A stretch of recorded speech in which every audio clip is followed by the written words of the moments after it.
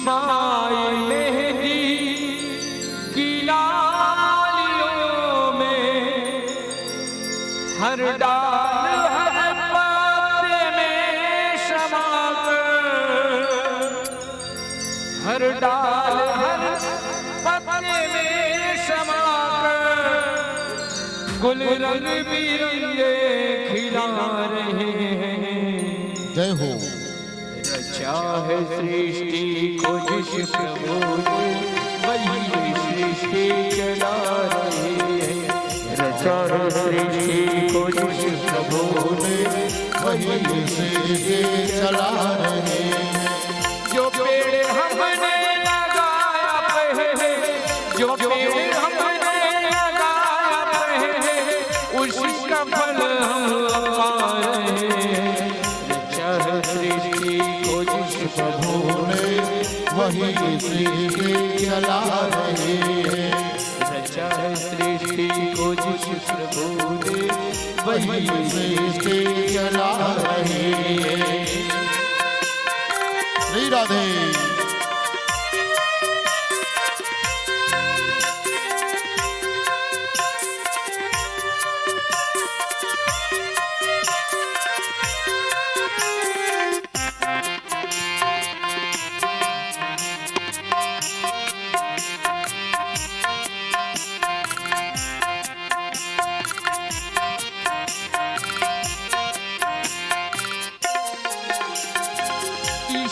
धरा से शरीर पाए, इसी धरा में फिर सब समाए।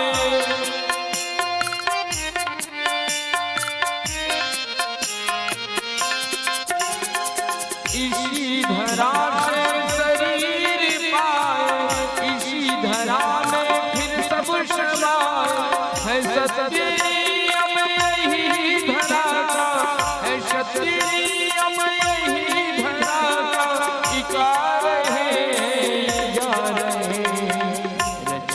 सृष्टि को जिस प्रभु ने, वही सृष्टि चला रहे हैं। रचा है सृष्टि को जिस प्रभु ने, वही सृष्टि चला रहे हैं। जो पेड़ हमने लगाया पहले, जो पेड़ हमने लगाया पहले, उसी का फल हम पा रहे हैं। रचा है सृष्टि को जिस प्रभु ने, वही सृष्टि चला रहे हैं। रचा है सृष्टि को जिस प्रभु ने, वही सृष्टि चला रहे हैं।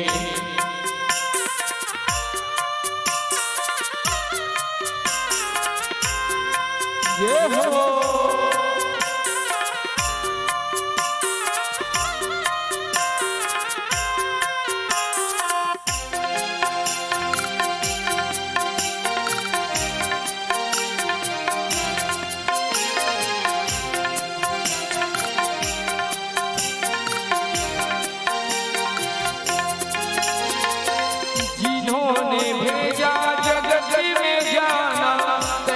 दिया लौट के फिराना।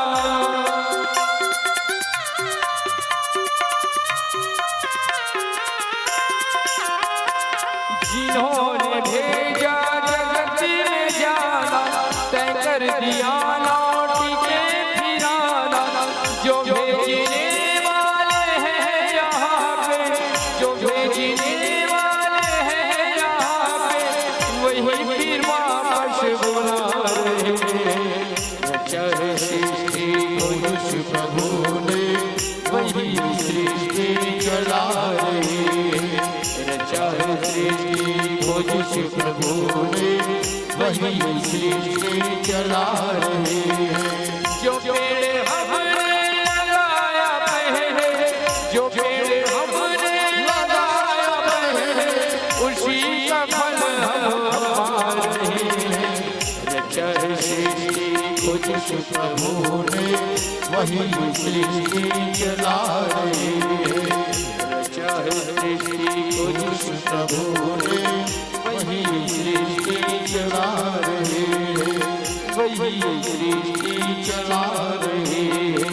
वही वही सृष्टि चला रहे। जो पेड़ हमने लगाया है उसी का फल हम अब पा रहे हैं। रचा है सृष्टि को जिस प्रभु ने वही सृष्टि चला रहे। बोल बाकी बिहारी बोली श्रीमद् भागवत महापुराण के जय। राधे राधे। और बोलना पड़ेगा, एक बार और बोलना पड़ेगा। बस ऐसे ही पावर के साथ में बैठे रहिए, तभी भगवान का कथा जो है अच्छी लगेगी। सुंदर भगवान की अनन्य कथा सुखदेव स्वामी महाराज परीक्षित को श्रवण करवा रहे हैं। महाराज परीक्षित बैठे हुए हैं, बड़े पवित्र भाव से महाराज परीक्षित जो है कथा श्रवण कर रहे हैं। कथा को कैसे श्रवण करना चाहिए? पवित्र भाव से। भाव आपका जितना पवित्र होगा, ये पवित्र कथा आपके ऊपर उतना ही बैठेगी। इसलिए भाव पवित्र होना चाहिए, जैसे परीक्षित का भाव पवित्र है। भगवान क्या कहते हैं? निर्मल मन जन सो मोहि भावा और मोहि कपट छल छेत्र न भावा। जिसका मन निर्मल होगा उसी के मन में भगवान की भक्ति व्याप्त होगी। इसलिए मन निर्मल होना चाहिए, भाव पवित्र होना चाहिए। भाव पवित्र करने के लिए हम रोज नहाते हैं, हमारा शरीर पवित्र होता है। रोज हम महंगे महंगे साबुन लेकर के हम जाते हैं नहाने के लिए, उससे हमारा शरीर पवित्र होता है। लेकिन हमारी आत्मा को पवित्र करने के लिए सत्संग की आवश्यकता होती है। जैसे आप लोग सत्संग में बैठे हुए हैं, ऐसे सत्संग में मन पवित्र होता है, भाव पवित्र होता है। इसलिए सुंदर अपने मन को, भाव को पवित्र करते हुए भगवान की कथा श्रवण करें। परीक्षित महाराज को कहने लगे, कहे सुखदेव स्वामी, कहे राजन परीक्षित, हाँ महाराज कथा समझ में आ रही है? बोले हाँ महाराज। जिनके मृत्यु सन्निकट हो महाराज, मैं तो संसार को छोड़ के आ गया हूं। मुझ में संसार बिल्कुल नहीं है, मैं संसार को त्याग दिया हूं, भगवान की शरणागति लिया हूं। जब से मैंने भगवान की शरणागति लिया है, तब से मेरा मन भी पवित्र, भाव भी पवित्र हो गया है, मेरा जीवन पवित्र होते जा रहा है। और आपके मुखारविंद से ऐसे पवित्र कथा श्रवण करके मेरा जीवन भी पवित्र होते जा रहा है। ओहो, आपकी कृपा है, दया है। क्या श्रवण करना चाहते हो? सुखदेव स्वामी महाराज परीक्षित पूछने लगे, क्या कथा श्रवण करना चाहते हो? महाराज बोले, मुझे विदुर की कथा श्रवण करवाइए, क्योंकि भाव से भगवान प्रसन्न होते हैं। तो भाव से भगवान कैसे प्रसन्न होते हैं, ये मैं जानना चाहता हूं। कि भगवान को भाव चाहिए। भगवान को धन दौलत, रुपया पैसा, हीरे जवाहरात, सोना चांदी, रूप सौंदर्य, बल से कोई मतलब नहीं, भगवान को केवल भाव चाहिए।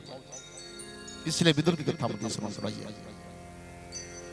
तो सुखदेव स्वामी महाराज विदुर की कथा महाराज परीक्षित को श्रवण करवाने लगे। कहने लगे, कुत्र क्षन्तोर भगवता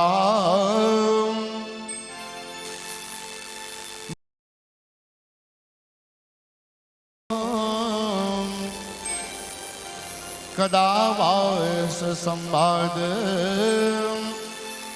एतद्वर्णयन् प्रभो।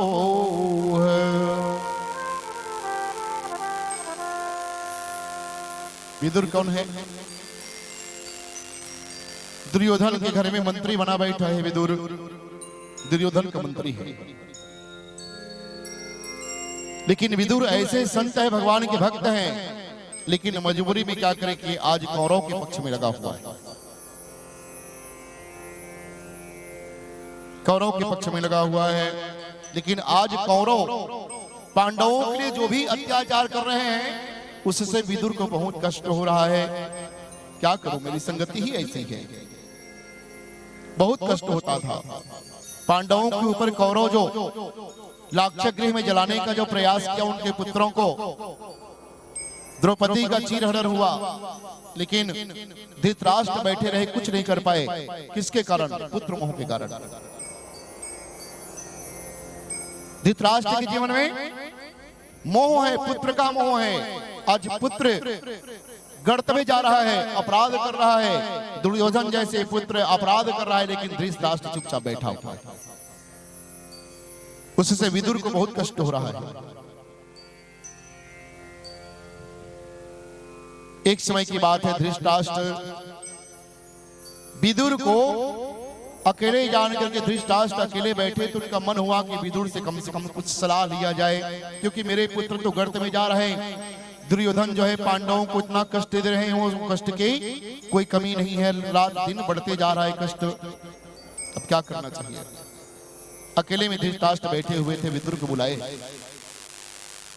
विदुर महाराज गए, चुपचाप चारों तरफ देखते हुए कहीं दुर्योधन न दिख ले। विदुर महाराज गए, धृतराष्ट्र बैठे हुए थे, जाकर के प्रणाम बोले, भैया मुझे आपने बुलाया है। कहे विदुर तुम आ गए? हाँ भैया आ गया। बोलिए क्या बात है? धृतराष्ट्र कहने लगे, विदुर अरे भाई, मैं संतान है दुर्योधन इत्यादि संतान जो है पांडवों को बहुत कष्ट, लाक्षागृह में जलाने का प्रयास किया।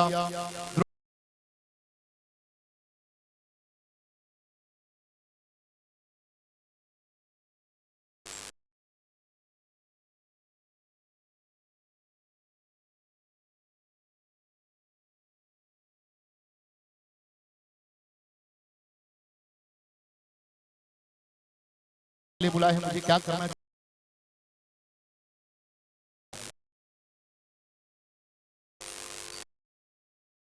कहे भैया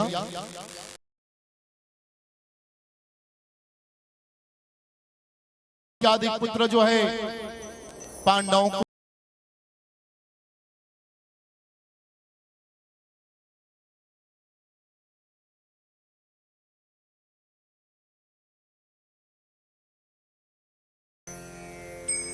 यहां तक कि सुई रखने का जगह भी देने के लिए तैयार नहीं है दुर्योधन इत्यादि पांडवों को। लेकिन पांडव, उनके जीवन में धैर्य है, फिर भी उन्हें कुछ दुख नहीं हो रहा है पांडवों को। और आज पुत्र मोह के कारण आप चुपचाप बैठे हुए हो। एक दिन ऐसा आएगा भैया कि पुत्र मोह के कारण आपको प्राण भी त्यागना पड़ जाएगा। अधिक मोह अच्छा नहीं है भैया। संसार में पुत्र मोह, धन से मोह, परिवार से मोह, पत्नी से मोह, रूप सौंदर्य से मोह, अपने शरीर से मोह, हम संसार में ना जाने संसार में पड़े हुए हैं। हमारे जीवन में अनन्य प्रकार से, कई प्रकार के अनन्य प्रकार से मोह है, जिसके अंदर हम मोह में समा करके हम भगवान को ही भूले बैठे हैं।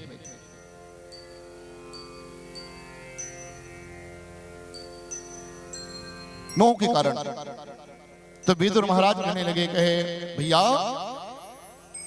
कि अजात शत्रो प्रयच्छ दायं तितिक्षतो दुर्विपहं तवागः सहानुजो यत्र व्रकोदराहे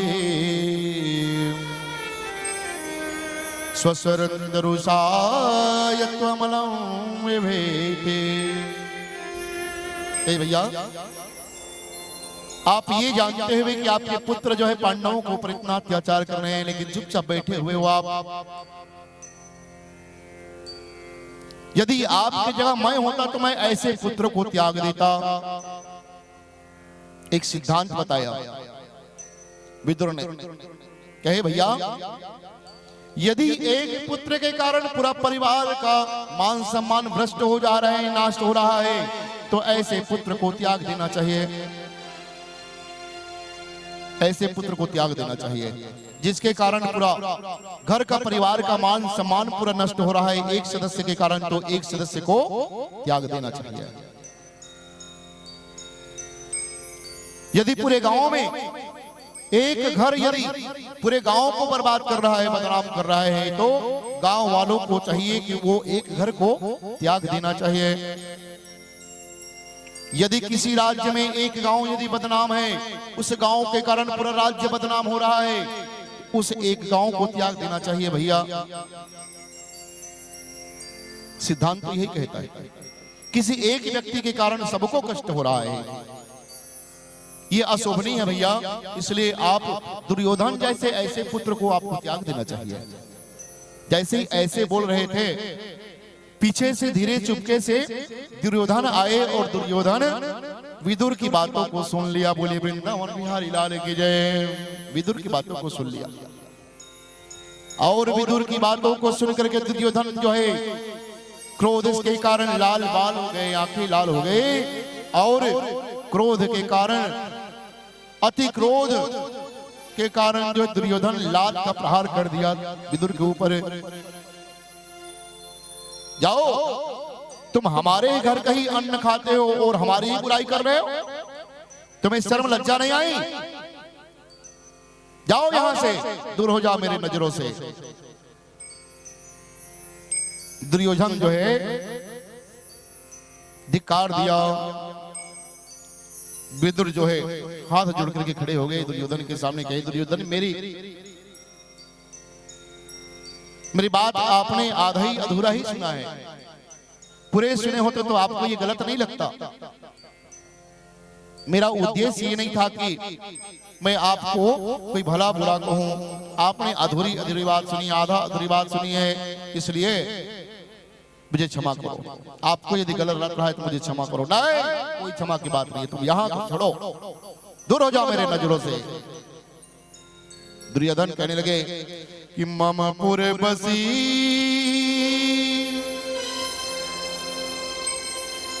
तप सिंह पर पेटे,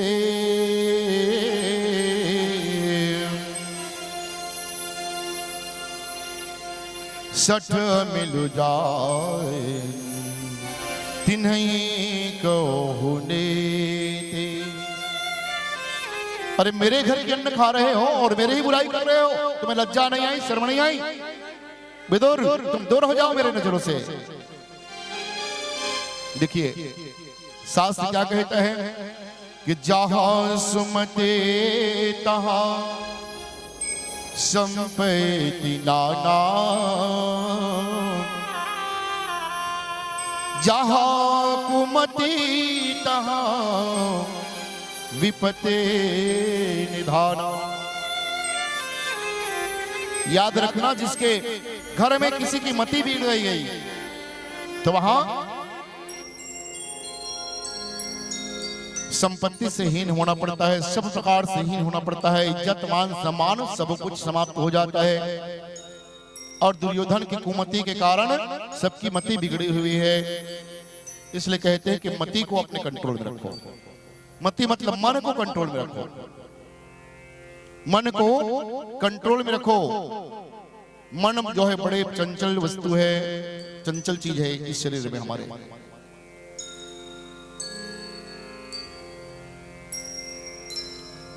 शब्द, स्पर्श, रस, रूप, गंध, ये 5 चीज है, 5 वस्तु है हमारे जीवन को बिगाड़ देता है।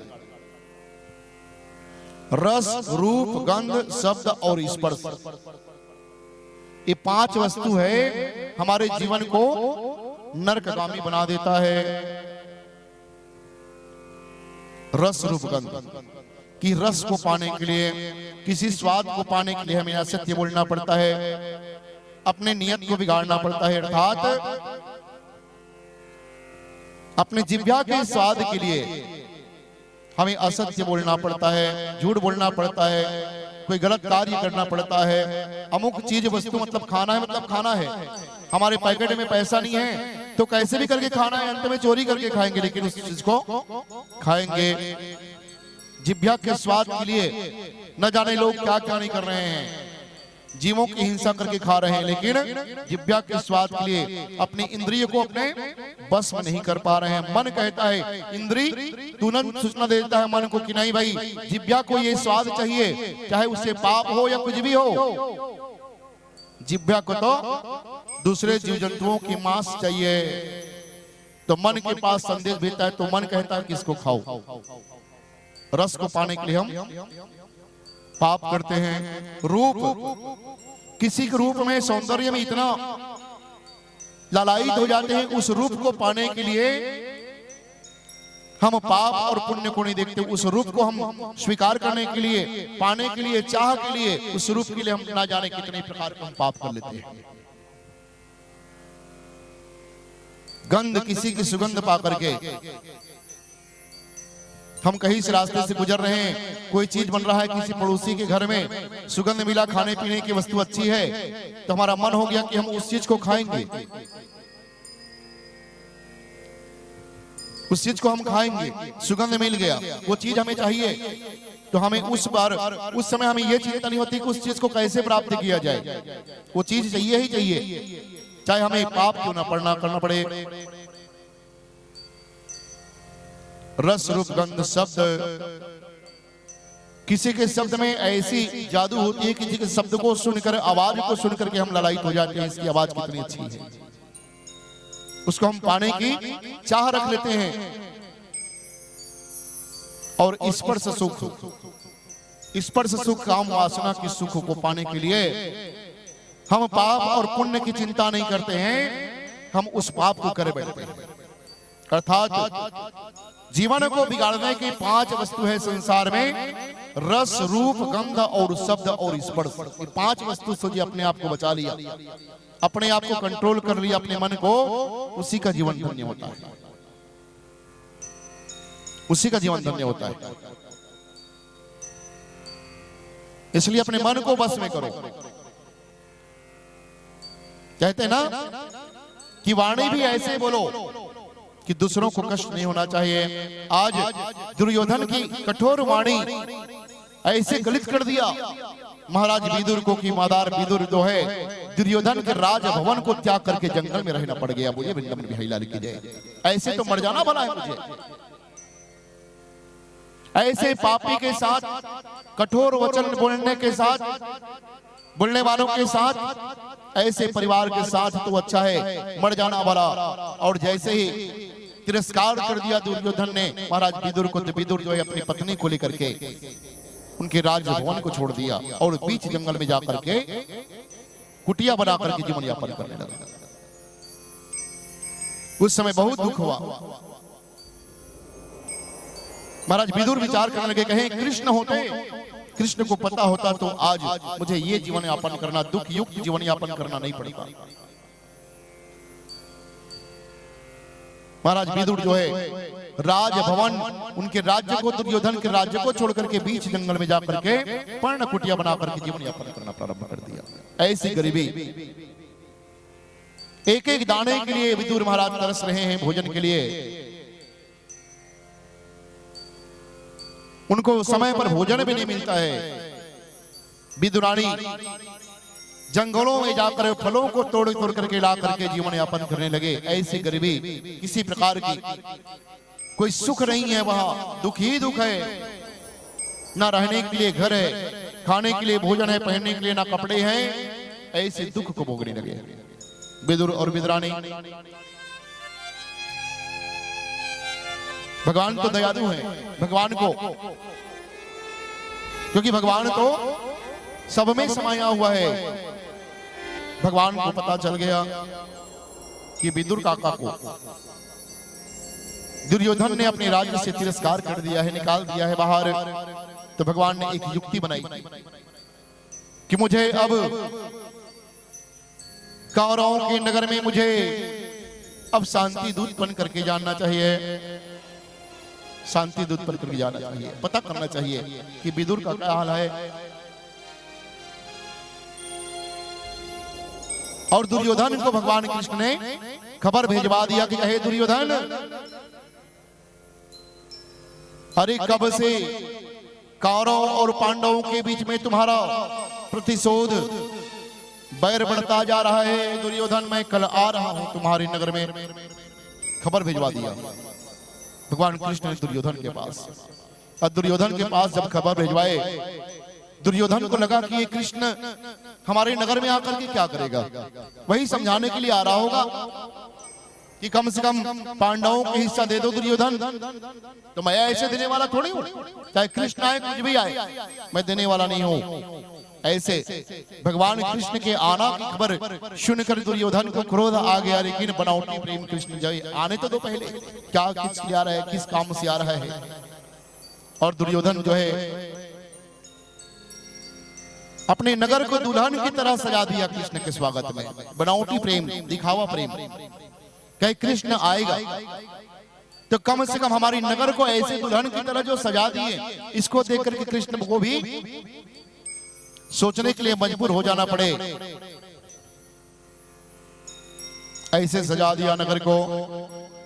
भगवान कृष्ण खबर दिए, और भगवान कृष्ण खबर दिए, उसका खबर विदुर तक किसी व्यक्ति ने पहुंचा दिया। कहे विदुर काका,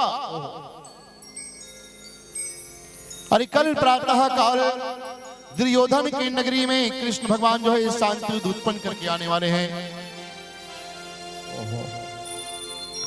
शांति दूत बनकर के कृष्ण आने वाले हैं। जैसे ही विदुर महाराज को खबर पता चला कि कृष्ण दुर्योधन के नगर में पहुंचने वाले हैं, इसलिए दुर्योधन के नगर को दुल्हन की तरह सजाए जा रहे हैं। पूरे राज्य में सब जगह तोरण, पताका, बंधन मार इत्यादि सब जगह सजाए कृष्ण के स्वागत के लिए। अटारी में सुंदर महिलाओं को, अप्सराओं को खड़े कर दिए। जब आए कृष्ण तो उनका सुंदर स्वर्ण के थाल से, स्वर्ण के कलश से उनको स्वागत किया जाए। दुर्योधन जो है कृष्ण के स्वागत के लिए पूरे दुल्हन की तरह सजा दिया अपने नगर भवन को। उस समय विदुर और विदुरानी दोनों जंगल में पर्णकुटी में बैठे बैठे कृष्ण भगवान के लिए रो रहे हैं। कृष्ण आज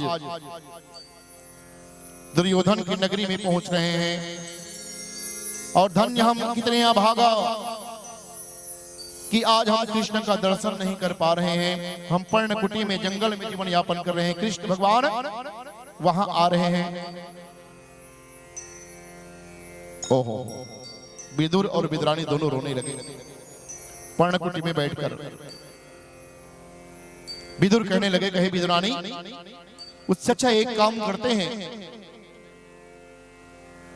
हम कृष्ण को देखने के लिए हम भी दुर्योधन की नगरी में पहुंचेंगे। वहां तो बहुत भीड़ भाड़ होगी, तो कम से कम हम कृष्ण को देख लेंगे।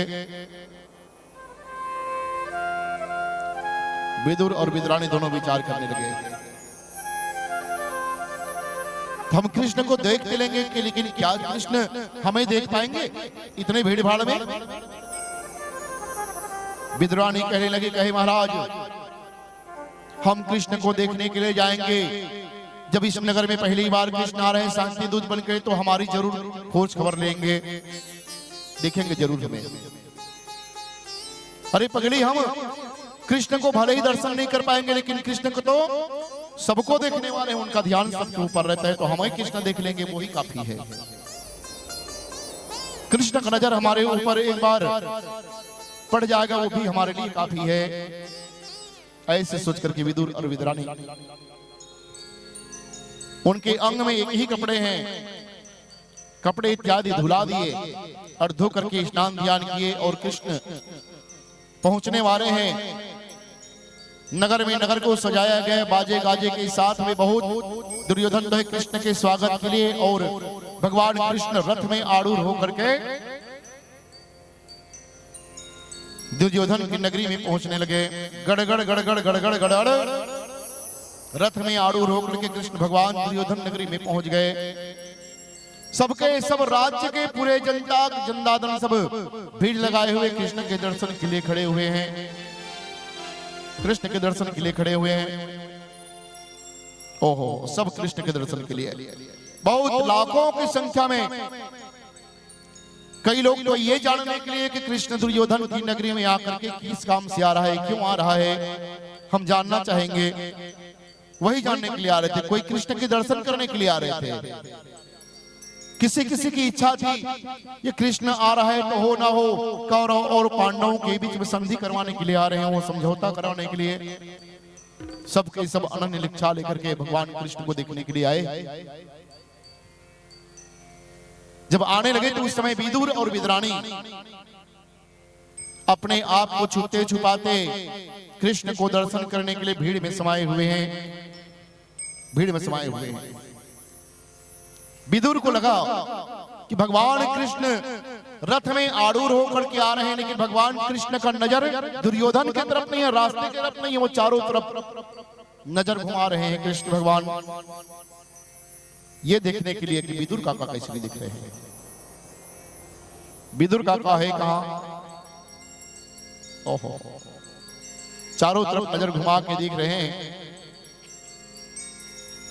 एक मकान की दीवार के पीछे दीवार से चिपके हुए विदुर और विदुरानी कृष्ण भगवान को देख रहे हैं।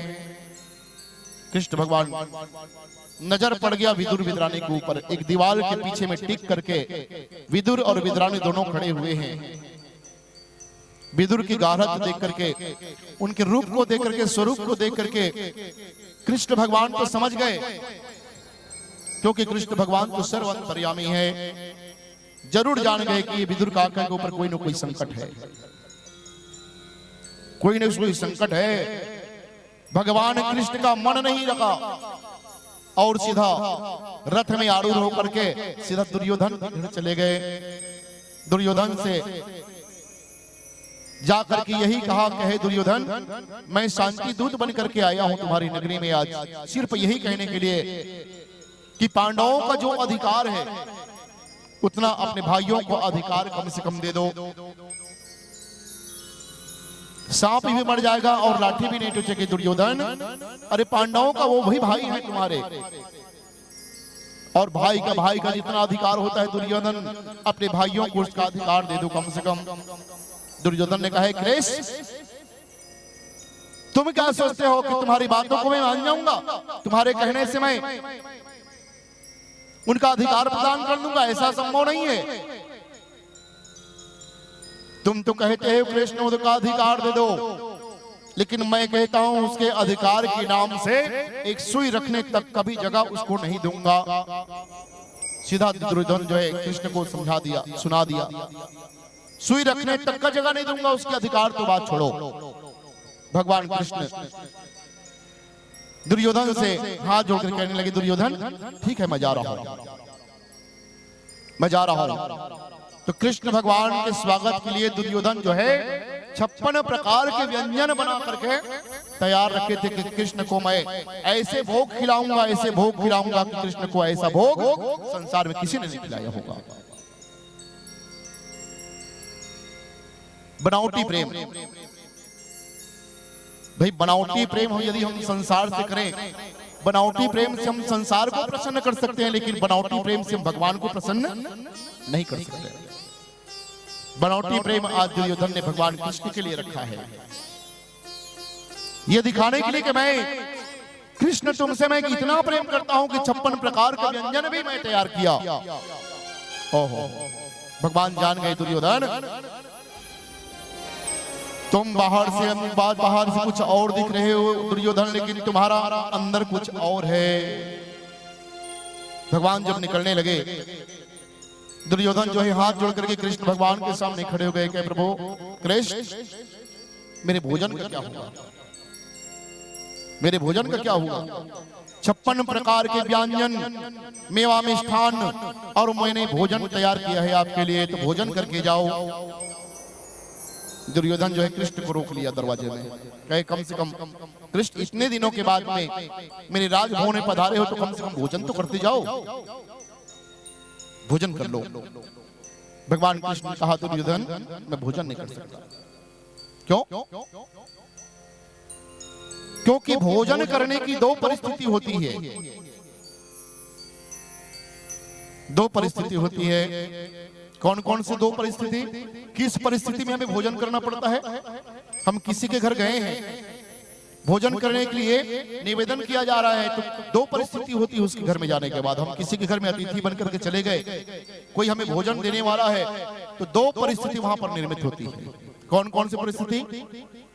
एक तो जो अतिथि आया है वो भूखा प्यासा हो, तब उसको भोजन करने का मन होगा।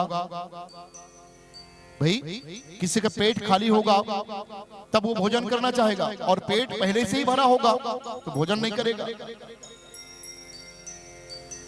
दूसरी परिस्थिति है कि पेट भी भरा है, भोजन करने का मन नहीं है, लेकिन हम जिसके घर में अतिथि बन करके गए हैं उसका भाव यदि कह रहा है, हंसते मुस्कुराते बड़ा निवेदन कर रहा है, नहीं भाई आप अतिथि बन करके आए हैं, अतिथि देवो भव, अतिथि बन करके आए हो, मेरे घर में भोजन करना पड़ेगा, सुंदर अच्छा भाव है, फिर भी वहां पेट भरा है, फिर भी अरे चलो कम से कम ज्यादा नहीं भोजन करूंगा तो कम से कम इतना सा कर लूंगा, भोजन करना पड़ता है। दो परिस्थिति होती है, एक तो भोजन करवाने का मन पवित्र हो, भाव अच्छा हो तब भोजन करना चाहिए। दूसरी परिस्थिति भोजन करने वाला के पेट में भूख हो तब भोजन करना चाहिए। भगवान कहने लगे, कहे दुर्योधन भोजन करने की दो परिस्थिति है, दोनों परिस्थिति नहीं है। एक तो मेरे पेट में भूख नहीं है, मैं भोजन करके अपने घर से निकला हूं, और दूसरी परिस्थिति यह है कि दुर्योधन तुम्हारा भाव ठीक नहीं है, तुम दिखावे का 56 प्रकार के भोजन मुझे खिला देना चाहते हो, मैं दिखावे का भोजन मैं ग्रहण नहीं करता। बनावटी प्रेम दुर्योधन, मेरी बातों को मानने के लिए तैयार नहीं हो, तुम चाहते हो तुम्हारे घर का 56 भगवान भोग ग्रहण करो, ये संभव नहीं है। और भगवान जो है दुर्योधन का 56 भोग त्याग दिया, कहे दुर्योधन तुम्हारे घर में भोजन नहीं कर सकता, इसलिए भगवान ने बहाना बना दिया। भगवान ने क्या बहाना बनाया, कहे दुर्योधन मैं भोजन नहीं कर सकता तुम्हारे घर में। क्यों? अरे विदुर का घर में निमंत्रण है, आज बहुत दिनों के बाद मैं तुम्हारे नगर में आया हूं और विदुर काका ने मुझे भोजन करने का निमंत्रण दे दिया है। ओहो, विदुर विदुरानी दोनों देखत रहे। विदुर विदुरानी एक दूसरे से चर्चा करने लगे, कहे कृष्ण हमारी याद कर रहे हैं, हमारी याद कर रहे हैं, और दुर्योधन से कह रहे हैं कि मेरा आज भोजन का निमंत्रण है विदुर के घर में। ओहो, विदुरानी कहने लगी, कहे महाराज यदि सच में यदि कृष्ण हमारे पूछते पूछते हमारे उस पर्ण के कुटिया में पहुंच गए तो हम कृष्ण को क्या खिलाएंगे, 56 प्रकार के भोग को त्याग दिया है तो हमारे घर में तो वो सब नहीं है, एक समय का अन्न भी नहीं है, हम हमारे घर में कृष्ण आ जाएगा तो हम क्या खिलाएंगे। विदुर विदुरानी दोनों रोने लगे, हे प्रभु, हे भगवान, ऐसी गरीबी किसी को मत देना कि आज हमारे घर में कृष्ण पहुंचने वाले हैं, हमारे घर में अन्न का एक दाना भी नहीं है, हम क्या खिलाएंगे कृष्ण को। विदुर विदुरानी रोने लगे। विदुरानी कहने लगी, कहे महाराज एक काम करो, यहां से तुरंत जाओ, हो ना हो 56 प्रकार के भोग तो त्याग करके हमें पूछते पूछते कहीं हमारे कृष्ण जो है हमारे घर में पहुंच गए तो हम क्या खिलाएंगे। उससे अच्छा जाओ बाजार, यहीं से जाओ और यहीं से जाओ बाजार, और बाजार में जाकर के सुंदर मेवा मिष्ठान कृष्ण को भोजन करवाने के लिए बाजार से खरीद करके घर में तुम पहुंचो, और मैं यहां से जल्दी जल्दी मैं भी अपने पर्णकुटी में जा रही हूं, और वहां पर्णकुटी में अपने घर को, अपने कुटिया को मैं साफ सुथरा करके कृष्ण के लिए सुंदर व्यवस्था करके रखूंगी। आप जाओ बाजार और वहां से मेवा मिष्ठान सुंदर लेकर के आना, मैं इधर से जा रही हूं। विदुर विदुरानी दोनों वहां से निकल गए दुर्योधन की नगरी से, और निकल करके विदुर महाराज जो है बाजार गए, और बाजार में सुंदर कृष्ण को खिलाने के लिए, भोजन के रूप में खिलाने के लिए फल फूल मेवा मिष्ठान इत्यादि घूम घूम करके खरीद रहे हैं। और इधर विदुरानी जल्दी जल्दी जा करके विदुरानी पर्णकुटी में पहुंच करके पर्णकुटी को झाड़ू से लगाना, बुहारना, झाड़ना, कृष्ण आएंगे तो मैं बैठने के लिए क्या दूंगी, ये सब व्यवस्था करने लगी। बोलिए वृंदावन बिहारी लाल की जय। ओहो, भगवान दुर्योधन के 56 प्रकार के भोग को त्याग करके आज रथ को वापस लौटाया, और वापस लौटा करके नगर में पूछने लगे, भैया हमारे विदुर काका कहाँ रहते हैं, हमारे विदुर काका कहाँ रहते हैं, बड़े दिनों से उनके साथ में मुलाकात नहीं हुई, हम मुलाकात करना चाहते हैं। नगर के लोगों ने बताया, कहे कृष्ण आपके विदुर काका जो है राजभवन को त्याग करके, राज सुख को त्याग करके आज दुर्योधन के द्वारा तिरस्कार सहन करते हुए आज बीच जंगल में पर्णकुटी बना करके जीवन यापन कर रहे हैं। ओहो, भगवान कृष्ण अपने रथ को वहीं छोड़ दिया, रथ को वहीं पर छोड़ दिया और जंगल के रास्ता नापना तय करना प्रारंभ कर दिया। जंगल के रास्ते में भगवान कृष्ण अपने खड़ाऊ पद त्राण को भी त्याग करके भगवान जो है विदुर के घर में जाने के लिए निकल गए। रास्ते में उबड़ खाबड़, काटा खुटी, पत्थर चट्टान इत्यादि को पार करते करते भगवान कृष्ण जो है पहुंच गए विदुरानी के घर। विदुर महाराज अभी तक बाजार से वापस आए नहीं है। विदुरानी अपने घर में सोच रही है कि हमारे घर में जब कृष्ण आए तो कम से कम मैं स्नान कर लूं, सुंदर साफ सुथरा कपड़े वस्त्र पहन लूं और मैं कृष्ण को बैठने के लिए सुंदर आसन बिछाती हूं। विदुरानी सुंदर वहां से जैसे आई, सुंदर वस्त्र इत्यादि बदल दिए और वस्त्र इत्यादि बदल करके विचार करिए तो मेरे पति देव जो है विदुर महाराज बाजार से कुछ खमा सामान खरीद कर ला रहे, खाने पीने की वस्तु, और मैं तब तक कृष्ण के बैठने के लिए उनकी व्यवस्था कर दूं। और विदुरानी जो है बैठ करके सुंदर विचार कर रही कि अब तैयार है सब कुछ। एक चटाई, पर्णकुटी और पाना पतीरा की चटाई तैयार करके रखी है विदुरानी। मेरे घर में कृष्ण आएंगे तुम बैठाओगे। भगवान कृष्ण रथ को छोड़ करके आड़ू दौड़ते भगते विदुर महाराज से मिलने के लिए पर्णकुटी के पास पहुंच गए और पर्णकुटी के पास में पहुंच करके आवाज देने लगे। दरवाजा बंद है। पर्णकुटी की दरवाजा, छोटे से दरवाजा, पत्तों से दरवाजा बनाया है और जाकर के कृष्ण आवाज देने लगा, ओ विदुर काका, विदुर काका, अरे विदुर काका। जब आवाज देने लगे तो विदुर तो है नहीं, बाजार में सामान खरीद रहे हैं, लेकिन कृष्ण पहुंच गए हैं विदुरानी जोड़ से। जैसे ही कृष्ण भगवान का चिल्लाने की आवाज जैसे विदुरानी के कानों तक पहुंचा, विदुरानी जो है दौड़ते हुए आई और अपने दरवाजा को खोली तो कृष्ण भगवान खड़े हैं। कृष्ण भगवान खड़े हैं। अब उस समय विदुरानी जो है धर्म संकट में पड़ गई। अब मैं क्या दूं, कैसे करूं? मेरे पति देव तो कृष्ण को भोजन खिलाने के लिए मेवा मिष्ठान फल फूल लाने के लिए बाजार गए हैं, अभी तक आए नहीं है। मैं क्या करूं? मैं कृष्ण को कैसे करूं? क्या करूं? ये सब सोचते हुए कृष्ण को लेकर के उंगली को पकड़ करके ले गए। आओ कृष्ण, आओ आओ। और कृष्ण भगवान की उंगली को पकड़ करके जहां पर चटाई रखे थे, चटाई में स्वयं विदुरानी बैठ गई और भगवान को जमीन में बैठा दिया। बोले वृंदावन बिहारी लाल की जय। भाव विभोर हो गई। जो चटाई कृष्ण के लिए रखी थी विदुरानी, वो चटाई में स्वयं बैठ गई और खाली जमीन में कृष्ण भगवान को बैठा दिया। आओ कृष्ण बैठो, चटाई में बैठो। उसको ये पता नहीं है कि चटाई में जो कृष्ण भगवान के लिए चटाई बिछाई उसमें स्वयं बैठ गई और कृष्ण भगवान को जमीन में बैठा दिए। भगवान को लगा बैठ गए भगवान जमीन में। पूछने लगे, कहो काकी, काका जी नहीं है? काका जी नहीं है? तो उस समय विदुरानी कहने लगी, कहे कृष्ण, तुम्हारे काका जी तो बाजार गए हैं, कुछ सामान खरीदने के लिए गए हैं, वो अभी आ जाते हैं, अभी आने वाले हैं, आ जाते हैं। अब विदुरानी को लगा कि मेरे घर में कृष्ण बैठे हैं, सुंदर लाई पानी पिलाए कृष्ण भगवान को। अब विदुरानी विचार करने लगी, मेरे कृष्ण भगवान मेरे कुटिया में बैठ करके कब तक बैठे रहेंगे ऐसे ही? अब किसको कुछ खाने पीने की वस्तु कैसे लाऊं, क्या दूं मैं? ओहो, विदुर जी बाजार में सामान खरीद रहे हैं, विदुरानी के घर में कृष्ण भगवान पहुंचे हुए हैं। भाव विभोर है, दिमाग काम नहीं कर रहा है। अब विदुरानी सोचने लगी, मैं अब 1 घंटा हो गया कृष्ण को आए, कुछ खाए पिए नहीं है, सिर्फ 1 गिलास पानी पिए। मेरे घर में अन्न का टुकड़ा भी नहीं है, अन्न का दाना भी नहीं मेरे घर में, क्या खिलाऊं? अभी तक तो भोजन बन गया होता, लेकिन भोजन बनाने के लिए राशन सामग्री नहीं है, चावल दाल नहीं है।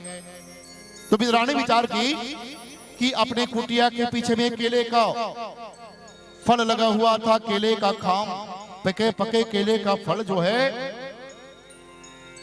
दिख रहे थे, वैसे ही पके केले को तोड़ करके विद्राणी ला करके कृष्ण भगवान के सामने रख दे। कहे कृष्ण, तुम्हारे चाचा जी अभी तुम्हारे लिए फल फूल मेवा मिष्ठान लेकर के आ रहे हैं, तब तक ये केले क्यों खाओ आप। विद्राणु जो है केले के फल को लाली है, थाली में रखी है, और थाली में रख करके कृष्ण भगवान के सामने सुंदर चर्चा कर रही है। कहे कृष्ण, बताओ क्या हाल चाल है, बाल गोपाल कैसे हैं, कैसे हो। बहुत दिनों के बाद में नगर आगमन हुआ है। विद्राणी अपने हाथों से कृष्ण भगवान को केले को खिलाना चाहती है, लेकिन भाव विभोर ऐसे है कि केले के छिलकों को छिल छिल करके केले के जितने गुदा है उसको दूसरे तरफ फेंक रही है, और केले के छिलकों को कृष्ण भगवान को मुंह में खिला रही है। बोले वृंदावन बिहारी लाल की जय। ओहो, केले के जितने फल के गुदे हैं और गुदा को दूसरे तरफ फेंक रही है। विद्राणी केले के छिलके को भगवान को खिला रही है। भगवान प्रेम सिखा रहे हैं। भगवान कृष्ण जान गए।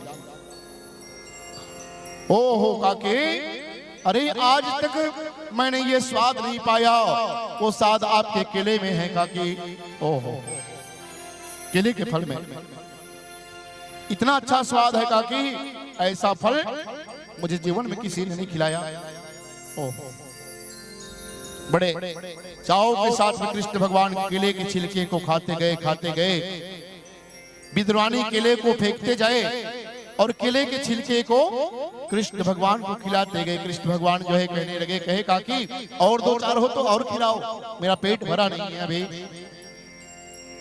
जैसे ही केले को फेंकते जाते, केले के छिलके को भगवान कृष्ण को खिलाते जाते, वैसे ही विदुर महाराज आ गए। आवाज देने लगे, कहो विद्राणी, अरे दरवाजा खोलो, दरवाजा खोलो, कृष्ण आने वाले हैं। दौड़ करके गई और दौड़ करके विद्राणी कहने लगी, कहे प्रभु पतिदेव, अरे जिस कृष्ण के लिए आप भोजन इत्यादि ला रहे हो, वो कृष्ण को आए कम से कम 1-1.5 घंटा हो गया है। ओहो, 1-1.5 घंटा हो गया है। बोले हाँ, तो क्या किया उसके लिए? अरे क्या करती, वही केले का फल था, उस केले के फल को मैं कृष्ण को अभी दी हूँ, लाओ मेवा मिष्ठान जल्दी, हम उसको कृष्ण को खिलाएंगे। मेवा मिष्ठान ला करके खिलाए। विदुर महाराज आए तो देखे कि केले का फल पूरा गुदा गुदा पड़ा हुआ है, केले का एक भी छिलका दिखाई नहीं दे रहा है।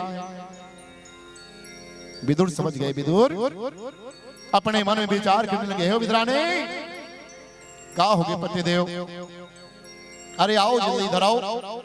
बोले क्या बात है? बोले केले को फल इधर फेंक दिए हो, लेकिन केले का छिलका दिखाई नहीं दे रहा है। तब विद्राणी का ध्यान गया, ओ माता को पकड़ ली। माता को पकड़ करके कहने लगी, कहे कृष्ण मुझे क्षमा करो, क्षमा करो, मुझे क्षमा कर देना कृष्ण, मैं केले का फल खिला रही हूं करके आपको छिलका ही खिला दिया और आपने खा भी लिया। विदुर और विद्राणु कृष्ण के चरणों में गिर गए। कहे कृष्ण हमें क्षमा कर दो, हमारे घर में पहली बार आए हो, हम तो भाव से विहल हो गए हैं, भाव विभोर हो गए हैं कि हम आपको क्या खिलाएं। आपके हमारे घर में इतनी गरीबी है कृष्ण, कितनी गरीबी है। भगवान कृष्ण ने कहा, कहे काका, अरे आप चिंता न करो, मैं आपके घर के केले का छिलका खाया, मुझे ऐसा लग रहा है जैसे इतना स्वाद दुर्योधन के 56 प्रकार के भोग भी नहीं होगा, उतना अच्छा स्वाद मुझे मिला है, उतना अच्छा स्वाद मिला है। आज शर्मिंदा हो गए विदुर और विद्राणी, केले के छिलके को खिला दिए भगवान को, और वहां से 1 घंटा 2 घंटा फिर से बैठे विदुर विद्राणी के साथ में, हाल चाल पूछे और सुंदर भोजन बनाने तो कुछ है नहीं। विदुर महाराज जो मेवा मिष्ठान लाए थे, भगवान ने मना कर दिया। कहे काका जी, हमारा तो पेट ऐसे ही भर गया है केले खा के, हमारा ये फल फूल मेवा मिष्ठान जो लाए हो आप लोग, वो भोजन ग्रहण करना, हमें ये नहीं चाहिए। भगवान क्या कहते हैं कि भाव का भूखा हूं मैं, भाव ही एक सार है, कि भाव का भूखा हूं मैं, भाव ही एक सार है। अरे भाव से मुझे जिसने भजा, ओ भाव से बेड़ा पार है। भगवान कहते हैं मैं भाव का भूखा हूं। मुझे किसी के धन से मतलब नहीं है, किसी के रूप सौंदर्य से मतलब नहीं है, किसी के बिल्डिंग से मतलब नहीं है, किसी की मोटर गाड़ी से मतलब नहीं है, किसी के जात पात से कोई मतलब नहीं है। मुझे तो केवल भक्त का भाव चाहिए। किसी ने पूछ लिया भगवान से, एक बार बैठे हुए थे, एक भक्त आकर के भगवान से पूछने लगे कि हे प्रभु आप ये बताइए, आपके तो संसार में अनन्य भक्त है, लेकिन अनन्य भक्त आपके इस लीला के अंतर्गत सबसे अच्छा भोजन आपको किसने खिलाया? भगवान को पूछने लगे। वो भक्त भगवान से पूछने लगे कि आप द्वापर में कृष्ण रूप में जब से अवतार लिए हो, आपके तो संसार में अनन्य भक्त है, लेकिन सबसे अच्छा भोजन आपके लीला के अंतर्गत आपको कहां मिला? आपको कहां मिला? तो भगवान बताने लगे, द्वापर में मैंने कृष्ण अवतार लिया, लेकिन 2 जगह भोजन मिला, आज तक मैं किसी दूसरे के हाथों से वैसा भोजन नहीं किया हूं। ओहो, एक राम अवतार में और दूसरा कृष्ण अवतार में। बोले कब कब महाराज? भगवान अपने भक्तों के यश को गान करने लगे। भगवान कहने लगे कि एक त्रेता में मैं राम रूप में था, जो भोजन मुझे त्रेता में शबरी के घर में भोजन मिला, वो भोजन आज तक मुझे त्रेता में नहीं मिला, किसी के घर नहीं मिला। और द्वापर में मैं कृष्ण अवतार लिया, तो जो भोजन विदुरानी के हाथों से मैं केले खाए, वो स्वाद आज तक के द्वापर में मुझे किसी के घर भोजन नहीं मिला। वो भोजन के ही स्वाद ही अलग था। देखिए, स्वाद भोजन में नहीं होता है, स्वाद तो भाव में होता है। भगवान देखते हैं कि आप अनन्य प्रकार के भोजन बना करके हमें खिला रहे हो, लेकिन उसमें भाव कितना है? भगवान स्वाद में देखते हैं, भाव देखते हैं, मुझे किस भाव से खिला रहे हैं। इसलिए भगवान ने कह दिया कि भाव का भूखा हूं मैं, भाव ही एक सार है। अरे भाव से भजन के बिना जीवन सब बेकार है। देखिए, भाव के लिए, अपने भक्त के कल्याण के लिए 56 प्रकार के दुर्योधन के भोग को त्याग दिया भगवान ने। विदुरानी के घर में उनके हाथों से केले के छिलकों को खा करके भगवान यश कीर्ति के बखान कर रहे हैं उनकी विदुरानी के। इसलिए हम सोचते हैं कि भगवान को हम सुंदर अच्छे वस्त्र पहन करके प्रसन्न कर लेंगे, भगवान के लिए हम 56 प्रकार के अनन्य प्रकार के भोजन उसको हम प्रदान करेंगे, तब भगवान प्रसन्न हो जाएंगे। भगवान को सोने का हार चढ़ा देंगे तो भगवान प्रसन्न हो जाएंगे।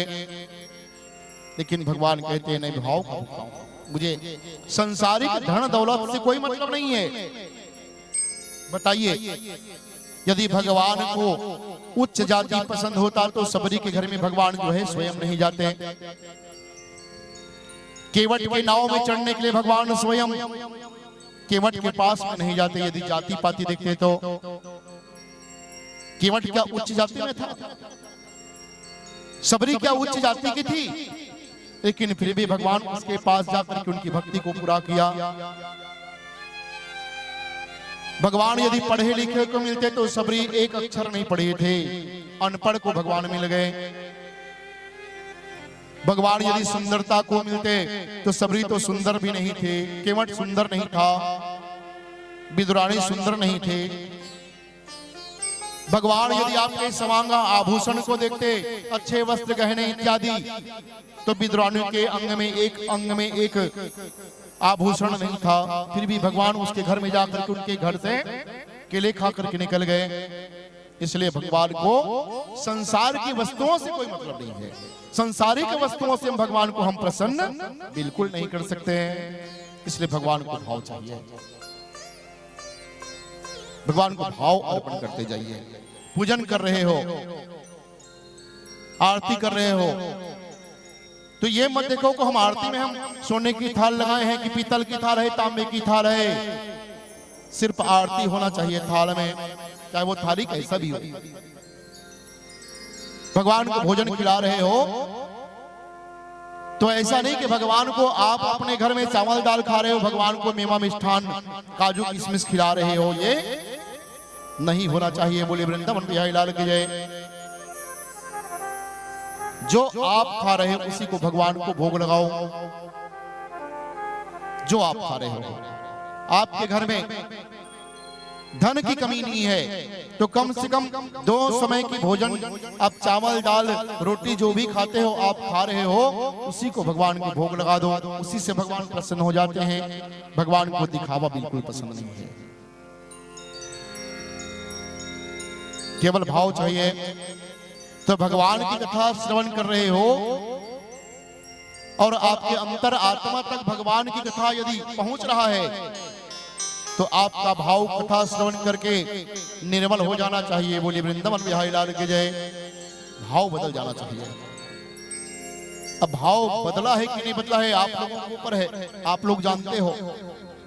और यदि भगवान की कथा श्रवण करते करते आपका भाव यदि बदला नहीं है, भाव पवित्र नहीं हुआ है, निर्मल नहीं हुआ है, तो आपकी कथा सुनने का कोई फल नहीं है। बोलिए वृंदावन बिहारी लाल की जय। आप भाव को पवित्र करो, पवित्र भाव से कथा श्रवण करो। चलिए आगे कथा की ओर चलें। उससे अच्छा एक छोटा सा भजन का आनंद लेते हुए आगे कथा की ओर चलेंगे। बोलिए श्रीमद् भागवत महापुराण की जय। राधे राधे। चलिए दुर्योधन के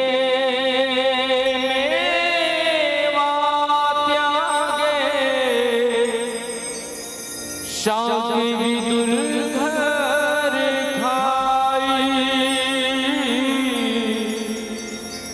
झूठे फल शबरी के खाए, बहुविधि स्वाद बताई है, सबसे ऊंची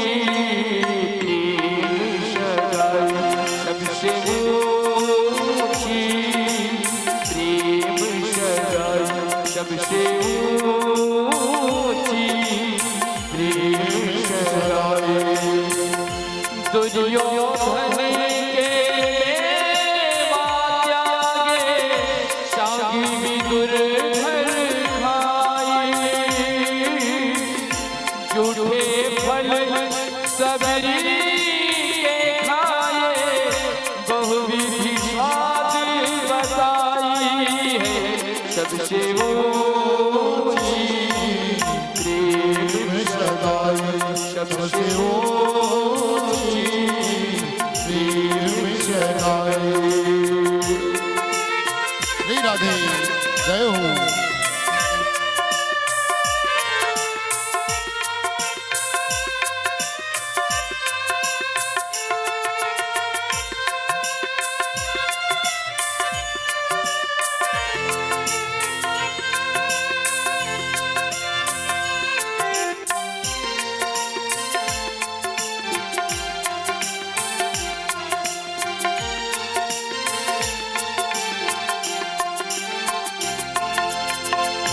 राजसूय युधिष्ठिर ने कामे झूठ उठाई,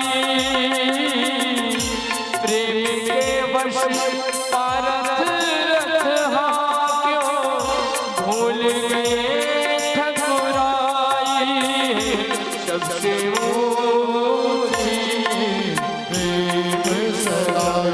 सबसे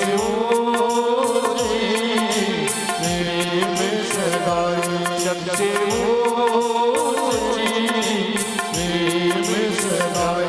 सबसे ऊंची प्रेम शराय। श्री राधे।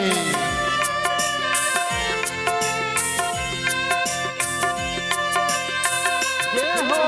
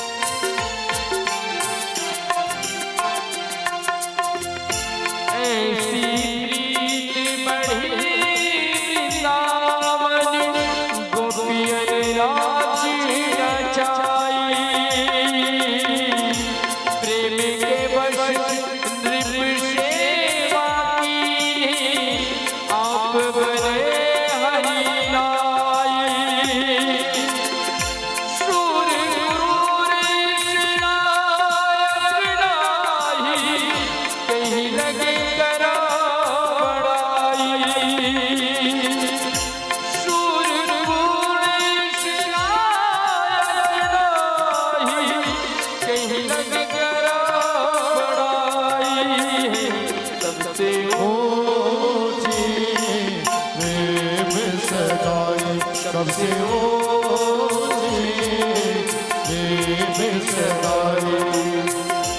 दुर्योधन के मेवा त्यागे शाग विदुर घर खाई झूठे फल शबरी के खाए भूल गए हजराई सबसे ऊंची प्रेम सगाई सबसे ऊंची प्रेम सगाई सबसे ऊंची प्रेम सगाई सबसे ऊंची प्रेम सगाई सबसे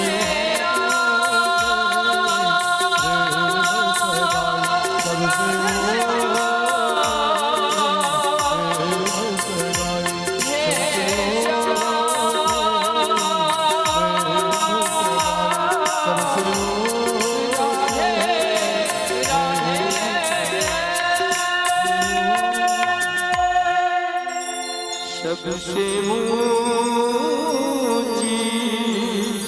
प्रेम सगाई बोल बाके बिहारी की जय हो। बोलिए चितचोर भगवान की जय। बोलिए नंद नंदन भगवान की जय। राधे राधे। और चिल्लाना पड़ेगा। हाँ उखरे से चिल्लाएगी का घूम बैठा रहे हो तुम हाँ विशेष निमंत्रण में आया हो तुम हाँ तिथि में सर्वश्रेष्ठ सर्वोच्च तिथि बढ़िया है। बोले वृंदावन बिहारी लाल की जय।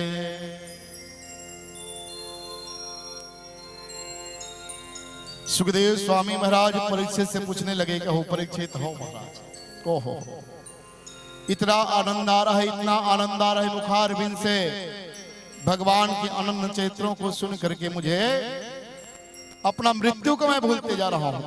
मुझे 7 दिन के अंदर मरने का जो श्राप लगा है मृत्यु का भय धीरे धीरे जा रहा है महाराज ओहो और कथा सुनाइए मुझे।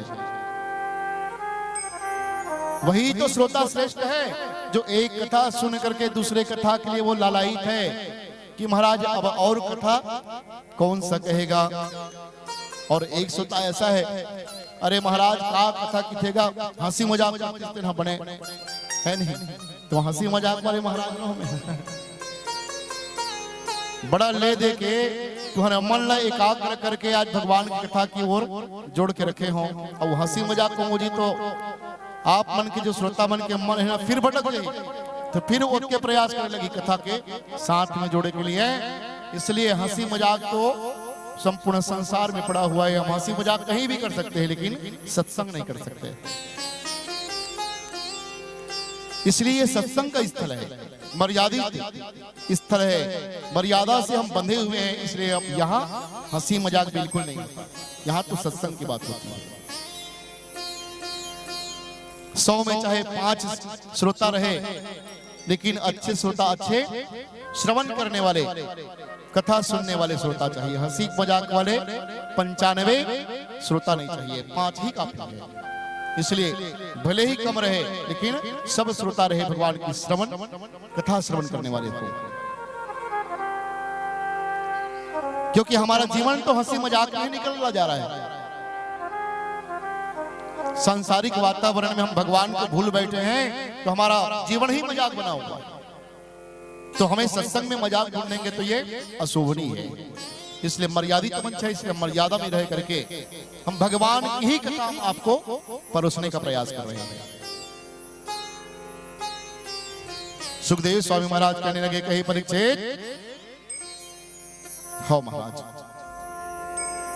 आप लोगों ने कल कथा श्रवण किया भगवान ब्रह्मा जी के सृष्टि में इस संसार में सबसे पहला जो स्त्री और पुरुष हुआ मनु और शत्रुपा हुए।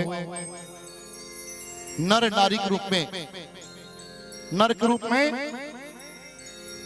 महाराज मनु और नारी के रूप में शत्रुपा। मनु शत्रुपा के ही हम संतान है इसलिए हम मनुष्य कहे जाते हैं। बोले वृंदावन बिहारी लाल की जय। इसलिए हम मनुष्य हैं मनुष्य हम पैदा हुए। मनु और शत्रुपा को ब्रह्मा जी ने जब पैदा किए, अपने दाहिने अंग से मनु महाराज को, शत्रुपा को बाएं अंग से प्रकट किए। स्त्री और पुरुष दोनों हाथ जोड़ के ब्रह्मा जी से पूछने लगे, कहे महाराज हमें किस लिए पैदा किया है आपने? बोले सृष्टि को आगे बढ़ाओ, सृष्टि को आगे बढ़ाओ। ठीक है महाराज, हम सृष्टि को आगे बढ़ाएंगे। तो उनके द्वारा मनु और शत्रुपा से 2 पुत्र पैदा हुए, 2 पुत्र और 3 पुत्री, 5 संतान को पहले पैदा किए। प्रियव्रत और उत्तानपाद नाम करके 2 पुत्र पैदा किए और 3 पुत्री, आकुति, देवहूति और प्रसूति, ये 3 कन्या को जन्म दिया मनु महाराज ने, मनु और शत्रुपा ने। दोनों के द्वारा 5 संतान पैदा हुए। मनु और शत्रुपा 2 थे, 2 से हो गए 5। अब 5 से सृष्टि को आगे बढ़ाया गया। अब 3 पुत्री को पैदा किए, तो 3 पुत्री जैसे ही पैदा होकर के जवान हुए तो उनकी विवाह करना था।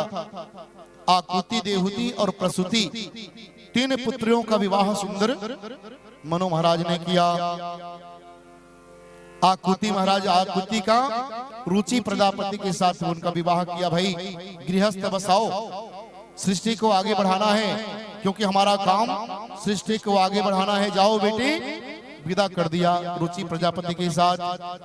दूसरे नंबर की बेटी है देवहूति, कर्दम ऋषि को कन्यादान कर दिया, कर्दम ऋषि के साथ उनका विवाह कर दिया। और तीसरी थी प्रसूति, वो दक्ष प्रजापति के साथ उनका विवाह किया। 2 पुत्र हुए, प्रियपद और उत्तानपाद, प्रियव्रत और उत्तानपाद, उनका भी विवाह सुंदर कर दिए। अब किसकी कथा सुनना करना चाहते हो? परीक्षित महाराज बोले, कहने लगे, कहे महाराज हमें वो कथा सुनाओ जो देवहूति का कर्दम के साथ में विवाह कैसा हुआ, उनकी विवाह की कथा सुना दो। हमने सुना है कि देवहूति के गर्भ से भगवान ने स्वयं अवतार लिया, तो कैसे अवतार लिया, उन्होंने क्या कर्म ऐसा किया, इस चीज के कारण भगवान ने अवतार लिया। तो वो कथा सुनकर भी एक समय की बात है, जब ब्रह्मा जी ने पुत्र पैदा किया, ब्रह्मा जी को नारायण का आदेश मिला कि कहे ब्रह्मा तुम सृष्टि को आगे बढ़ाओ। तो ब्रह्मा जी अपने आप को जलमग्न संसार में अपने आप को अकेले पाए। उस समय 1000 वर्ष तपस्या किया, तब नारायण ने आकाशवाणी किया सृष्टि को आगे बढ़ाने के लिए। तो सृष्टि को आगे बढ़ाने के लिए जब प्रयास किया, तो सबसे पहले ब्रह्मा जी ने अपने मन से सप्तऋषि को पैदा किया, मानस पुत्र को पैदा किया अपने शरीर के द्वारा। जितने भी पुत्र पैदा ब्रह्मा जी ने पैदा किए, सब पूछते गए, कहे पिताजी आपने हमें पैदा क्यों किया? ब्रह्मा जी कहने लगे, बेटा नारायण का आदेश है मेरे लिए, और जाओ सृष्टि को आगे बढ़ाओ। नहीं पिताजी, हम संसार के चक्कर में पड़ना नहीं चाहते, संसार में तो केवल माया मोह रहता है, इसलिए हम भगवान की भक्ति करने के लिए जा रहे हैं। आजकल के बेटा बड़ी सनी रहे, आजकल तो जैसे ही संतान पैदा हुए, और संतान पैदा होता है कुछ समय पश्चात वो संतान संसारिक माया मोह में, जब तक माँ की गोद में ना हो तब तक वो बेटा चुप नहीं होता है, रोते रहता है। शिशु रूप में ही माँ की गोद को पहचान लेता है, माया के जकड़ में आ जाता है, माया मोह के जकड़ में आ जाता है। जैसे ही माँ के गर्भ से बालक जन्म लेता है, और बालक के जन्म लेते ही बच्चा रोना चालू कर देता है, और रोता है यही कहता है कि मैं जहां था उसको परमात्मा के दर्शन हो रहा था, लेकिन अब वो कहां है, कहां है। जब नहीं दिखते हैं तो माया में वो उसको मजबूरन पढ़ना पड़ जाता है। अब परमात्मा छोड़ दिए तो माया का संग लग जाते हैं, माया का संग लग जाता है। इसलिए ब्रह्मा जी ने जिस पुत्र को पैदा किए, सब पुत्र ने कह दिया कि पिताजी हमें तो भगवान की भक्ति करना है, क्योंकि मानव जीवन में भगवान की भक्ति से बढ़कर और कुछ भी नहीं है।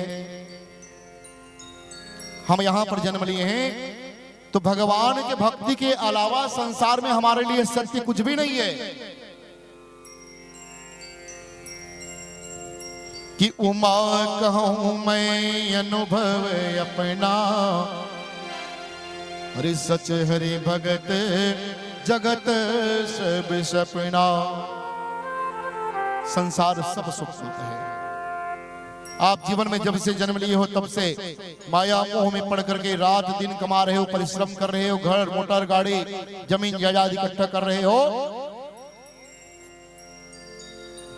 यदि कोई ऐसा हो कि जीवन भर जिन्होंने परिश्रम करके धन इकट्ठा किया, मरते समय कुछ लेकर के गया हो तो किसी का नाम बता दो। बोलिए वृंदावन बिहारी लाल की जय।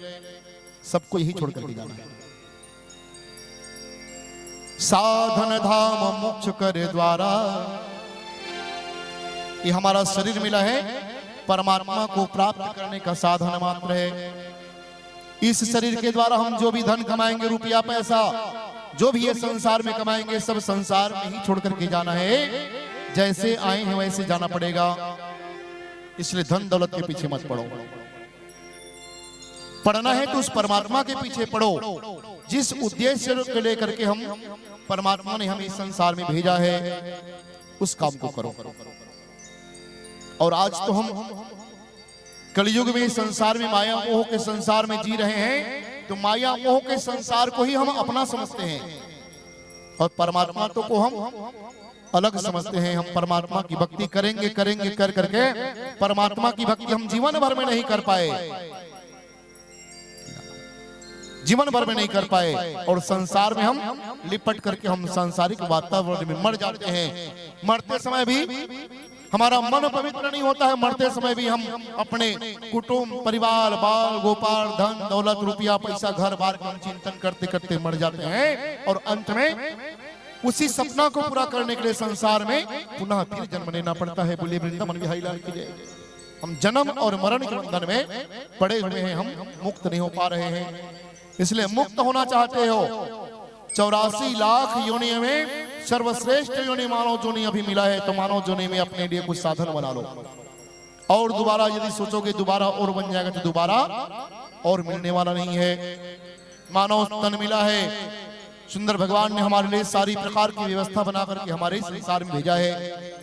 हम यहाँ रह करके सुंदर हमारे लिए रहने के लिए घर है, खाने के लिए भोजन है, पहनने के लिए वस्त्र है, परिवार है, मोटर है, गाड़ी है, सब कुछ सुविधा के साथ भगवान ने हमें भेजा है। लेकिन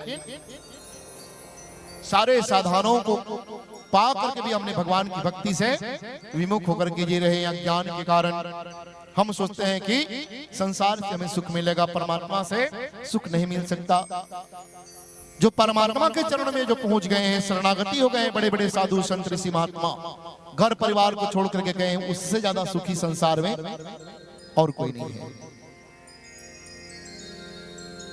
उससे ज्यादा सुखी कोई नहीं है। और हम तो अपने दुख को इकट्ठा कर रहे हैं, संसार की वस्तुओं धन दौलत को इकट्ठा कर रहे हैं, वही तो हमारे दुख का कारण है। परिवार को इकट्ठा कर रहा है, हमारे दुख का कारण परिवार है। इसलिए साथ में रहो, गृहस्थ में रहो, लेकिन गृहस्थ में रह कर भी विरक्त होकर के जियो, आसक्ति को मत दिखाओ। मैं पत्नी के बिना नहीं रह सकता, मैं धन के बिना नहीं रह सकता, मुझे ऐसी रूम चाहिए, मुझे मोटर गाड़ी चाहिए, मुझे बंगला चाहिए। जो भगवान ने जो व्यवस्था दी है उसमें रह करके भगवान की सुंदर भक्ति करो। ये मानव जीवन का उद्देश्य होना चाहिए। इसी माया मोह में नहीं पड़ेंगे करके ब्रह्मा जी जितने पुत्र पैदा किए, सब पुत्र कहने लगे पिताजी हम संसार के सृष्टि के हम चक्कर में नहीं पड़ना चाहते, हम तो जा रहे हैं भगवान की भक्ति करने के लिए। तो ऐसे ही ब्रह्मा जी ने एक पुत्र पैदा किया जिसका नाम था कर्दम ऋषि। कर्दम को पैदा किया। कर्दम ऋषि जैसे ही पैदा हुए ब्रह्मा जी के सामने हाथ जोड़कर खड़े हो गए, कहे पिताजी आपने हमें क्यों बनाया, क्यों जन्म दिए? ब्रह्मा जी ने कहा, कहे कर्दम बेटा सृष्टि को आगे बढ़ाओ, सृष्टि के लिए मेरी सहायता करो। नारायण का आदेश है सृष्टि को आगे बढ़ाना है, इसलिए सृष्टि को आगे बढ़ाना है बेटा, मुझे सहयोग करो। तुम बेटा हो, मैं पिता हूं, इसलिए तुम्हें मैंने पैदा किया। कर्दम ऋषि कहने लगे, कहे पिताजी हम सृष्टि के चक्कर में, सांसारिक चक्कर में नहीं पड़ना चाहते, हम भगवान की भक्ति करने के लिए जा रहे हैं। हाँ, लेकिन इतिहास याद रखना पिताजी, हम यदि भगवान की भक्ति करते करते हम भगवान की भक्ति कर लेंगे, फिर आपकी सृष्टि में हम जरूर सहयोग प्रदान करेंगे। हम आपके बेटे हैं, पहले हम भगवान की भक्ति करेंगे, उसके बाद फिर हम बेटा होने का कर्तव्य निर्वहन करेंगे, आपकी इच्छाओं को भी हम पूरा करेंगे। पिताजी चले गए कर्दम ऋषि, जा करके तपस्या में भिड़ गए। कर्दम ऋषि तपस्या में भिड़ गए, ऐसे भिड़े, ऐसे समाधि जन्य आसन ग्रहण कर लिया और भगवान के सुंदर भक्ति करते करते करते करते करते अपने शरीर के ही भान को भूल गया। बोली वृंदावन बिहारी लाल के लिए अपने शरीर को भूल गया। मैं भगवान की भक्ति कर रहा हूं, मेरा कोई शरीर है। 10,000 वर्ष कर्दम ऋषि ने तपस्या किया। 10,000 वर्ष तपस्या करने के बाद में शरीर में पूरा मिट्टी चढ़ गया, शरीर का भान ही भूल गया। 10,000 वर्ष तपस्या करने के बाद जब जागे कर्दम ऋषि, तो जागने के बाद में लगा कि मैं तो ब्रह्मा जी का पुत्र हूं, भगवान की भक्ति करने के लिए आया था, अब मैं कब से भक्ति कर रहा हूं मुझे खुद पता नहीं है। तो जितना भक्ति कर लिया सो कर लिया, अब मुझे पुत्र होने का कर्तव्य निर्वहन करना चाहिए। मुझे पहले तो भगवत प्राप्ति के लिए तपस्या किया, लेकिन तपस्या का उद्देश्य जो है बदल गया कर्दम ऋषि का। 10,000 वर्ष भगवत प्राप्ति के लिए, भगवान को प्रसन्न करने के लिए तपस्या किया, और 10,000 वर्ष तपस्या करने के पश्चात संकल्प बदल गया। क्या संकल्प बदल गया? अब भगवान से विनती करने लगा, कहे प्रभु मेरा विवाह हो जाए, अब मैं पिता के नीचे उनकी इच्छाओं को पूरा करना है, मैं पुत्रवत होकर के पुत्र होने का कर्तव्य निर्वहन करूं, मेरा विवाह हो जाए। पिता के सृष्टि के कार्य में, सृष्टि को आगे बढ़ाने के कार्य में मैं पिताजी का सहयोग कर दूं, इसलिए मेरा विवाह हो जाए। ओहो, कर्दम ऋषि का उद्देश्य बदल गया, मेरा विवाह हो जाए। अब 10,000 वर्ष तपस्या किया, उसका तप के बल से भगवान को तो प्रसन्न कर लिया। जब उद्देश्य बदल गया तपस्या का कि मेरा विवाह हो जाए, तो भगवान बड़े गदगद हो गए, ओहो बड़े प्रसन्न हो गए। कही कर्दम, इसी कारण तुम्हें मैं 10,000 वर्ष तपस्या किया, तुम्हें मैं दर्शन नहीं दिया, लेकिन अब तुम्हारा तपस्या करने का उद्देश्य पूर्ण हो गया है, बदल गया है, इसलिए सृष्टि को आगे बढ़ाने की तुम विवाह करना चाहते हो, तो अब मैं तुम्हें दर्शन दूंगा। 10,000 वर्ष तपस्या करने के पश्चात जब उद्देश्य बदल गया, तो भगवान जो है कर्दम ऋषि को दर्शन देने के लिए आ गए। ओहो, कर्दम ऋषि को दर्शन देने के लिए आ गए। जब भगवान कर्दम ऋषि के पास पहुंचे, तपस्या कर रहे हैं, भगवान जा करके खड़े हो गए, चतुर्भुज रूप में कहने लगे, बोले कर्दम उठो, कर्दम आंखें खोलो, बेटा कर्दम आंखें खोलो। जब भगवान ने आवाज दिया, कर्दम की आंखें नहीं खुली, तो भगवान ने आकाशवाणी किया कर्दम के लिए, कहीं कर्दम आंखें खोलो, बेटा आंखें खोलो। तब कहीं जाकर के कर्दम ऋषि आंखें खोल करके देखे, तो भगवान चतुर्भुज रूप में विराजमान थे। बोलिए लक्ष्मी नारायण भगवान की जय, बोलिए श्री कृष्णचंद्र भगवान की जय। भगवान खड़े हैं सामने। उस समय कर्दम ऋषि के मन के आनंद की क्या पूछना, आनंद ही आनंद। जब जगत आनंद मिल गए हैं, तो कर्दम ऋषि जो है आनंद से उनका मन स्फुटित हो रहा है। भगवान को देख करके प्रणाम करने लगे, कही प्रभु मैंने 10,000 वर्ष तक तपस्या किया, आपने दर्शन नहीं दिया, और आज मैं अपना उद्देश्य बदल दिया। मैं तपस्या में जैसे ही बैठा और आपने दर्शन दे दिया, कहे प्रभु मेरे जैसे भाग्यवान और कोई नहीं होगा।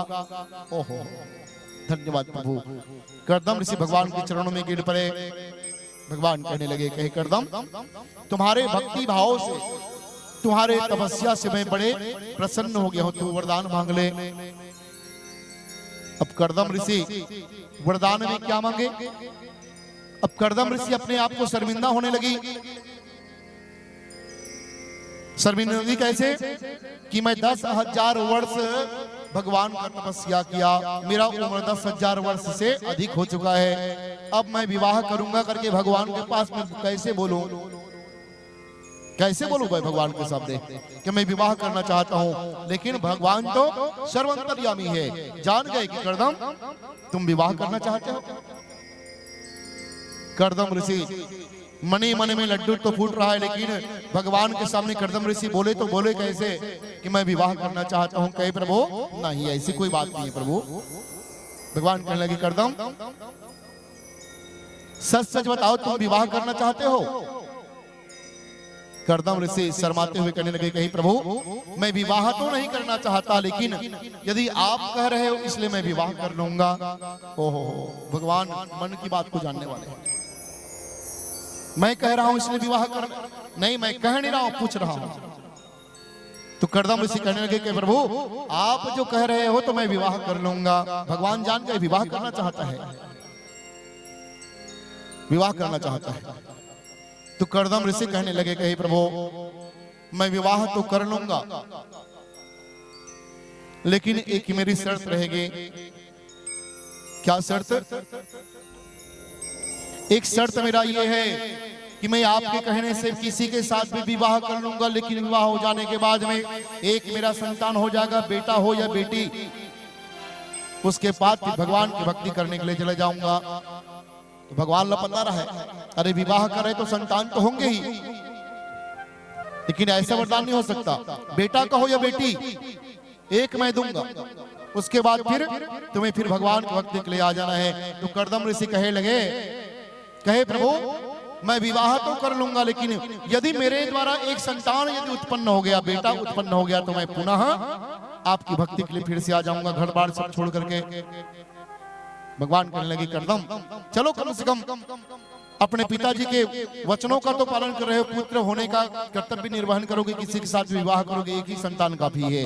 ठीक है बोले, एक संतान हो जाने के बाद में फिर से मैं भगवान की भक्ति करने के लिए चला जाऊंगा। ठीक है, एवं वस्तु कह दिया भगवान ने। भगवान कहने लगे कर्दम से, कहे कर्दम तुम्हारे विवाह के लिए मैं कन्या ढूंढ करके रख दिया हूं। बोले कौन है प्रभु? बोले महाराज मनु की दूसरे नंबर की बेटी जो है देवहूति, उसका विवाह तुम्हारे साथ में मैं पहले से तय कर दिया है कर्दम। कल प्रातः काल होते ही महाराज मनु जो है अपने कन्या को देवहूति को लेकर के यहीं पर तुम रहना और यहीं पर ला करके कन्या दान करने उसे पत्नी रूप में स्वीकार कर लेना। ठीक है प्रभु। भगवान अंतर ध्यान हो गए, चले गए भगवान। अब कर्दम ऋषि को कल का इंतजार है कि कल महाराज मनु अपनी बेटी को लेकर के आएंगे और मुझे कन्यादान करेंगे। इंतजार में बैठ गए। जैसे दिन भर बीता, रात बीता, दूसरे दिन भगवान महाराज मनु के पास भी पहुंच गए। कहे मनु आओ प्रभु आओ आओ। महाराज मनु से कहने लगे, कहे मनु शत्रुपा कल प्रातः काल होते ही तुम्हारे दूसरे नंबर की बेटी देवहूति को लेकर के अमुक जगह जंगल में अमुक ऋषि कर्दम ऋषि तपस्या कर रहा है, वहां जाकर के अपने दूसरे नंबर की बेटी को कन्यादान कर देना उसे। अब भगवान कह रहे हैं तो मनु महाराज तैयार हो गए। कहे प्रभु आपकी जो आज्ञा। दूसरे नंबर की जो मेरी बेटी है देवहूति, मैं कल प्रातः काल रथ में आरूढ़ होकर के रथ में बैठा करके मैं जाऊंगा जंगल में, जहां पर कर्दम ऋषि तपस्या कर रहे हैं वहीं पर जाकर के मैं कन्यादान कर दूंगा। हो गया निश्चित। दूसरे दिन मनु महाराज अपने बेटी को लेकर के गए और बेटी को लेकर के जा करके बीच जंगल में जहां पर तपस्या कर रहे थे वहीं पर जा करके कन्यादान कर दिया। देवहूति का विवाह कर्दम ऋषि के साथ में कर दिया। बोलिए वृंदावन बिहारी लाल की जय। ओहो,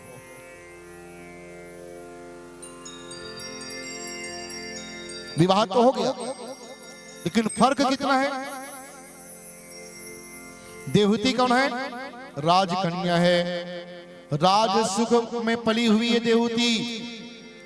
सुंदर यौवन अवस्था है देहूती का, और पिता के कहने से पति का उम्र कितना है? 10,000 वर्ष से ज्यादा हो रहा है। उनके साथ में पिता के कहने से देहूती ने कर्दम ऋषि के साथ में विवाह कर लिया।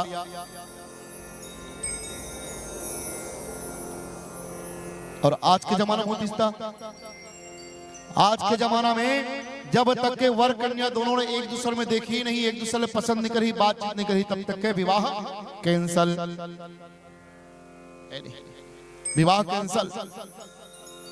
आजकल तो बेटी बन माता पिता के सामने कहता है, माता पिता जी बोला ये अमुक लड़का पसंद है, ओकर साथ मोर बिहाव कर दे, नहीं तो फिर मैं जहर मोहरा खा के अपन 9-2-11 हो जाऊं। बोले वृंदावन बिहारी लाल की बोला अमुक लड़का पसंद है, उखड़ साथ मोर बिहाव कर दे। आजकल के जमाना इसमें चला थे, कलयुग। लेकिन उस समय देहूती ने जब कर्दम ऋषि को वरण किया पति रूप में, तो एक बार भी विचार नहीं किया देहूती ने कि मेरे माता पिता मुझे इस वृद्धा के साथ में, बूढ़े व्यक्ति के साथ में क्यों विवाह कर रहे हैं। उसमें भी उन्हें सुख दिखा।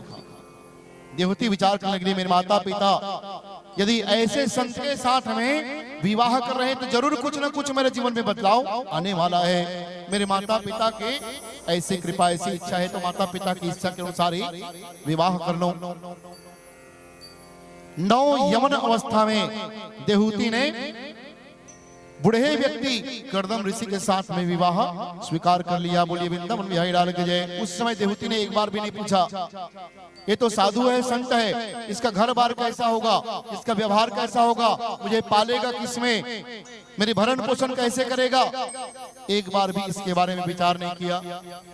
देखिए, माता पिता ने जो जन्म दिया है जिस बच्चे को, उस बच्चे को अपने जीवन से ज्यादा उस माता पिता को चिंता है। बोलिए वृंदावन बिहारी लाल की जय। अपने वर कन्या की विवाह माता पिता जहां चाहे सब तरफ से देख लेते हैं, तौल लेते हैं कि मेरा संतान यहाँ सुख से रह का पाएगा कि नहीं रह पाएगा, मेरी बेटी को जो मैं जहां दे रहा हूँ वो कैसे रह पाएगी। घर बर कुल इत्यादि देख करके माता पिता जो है विवाह तय करते हैं।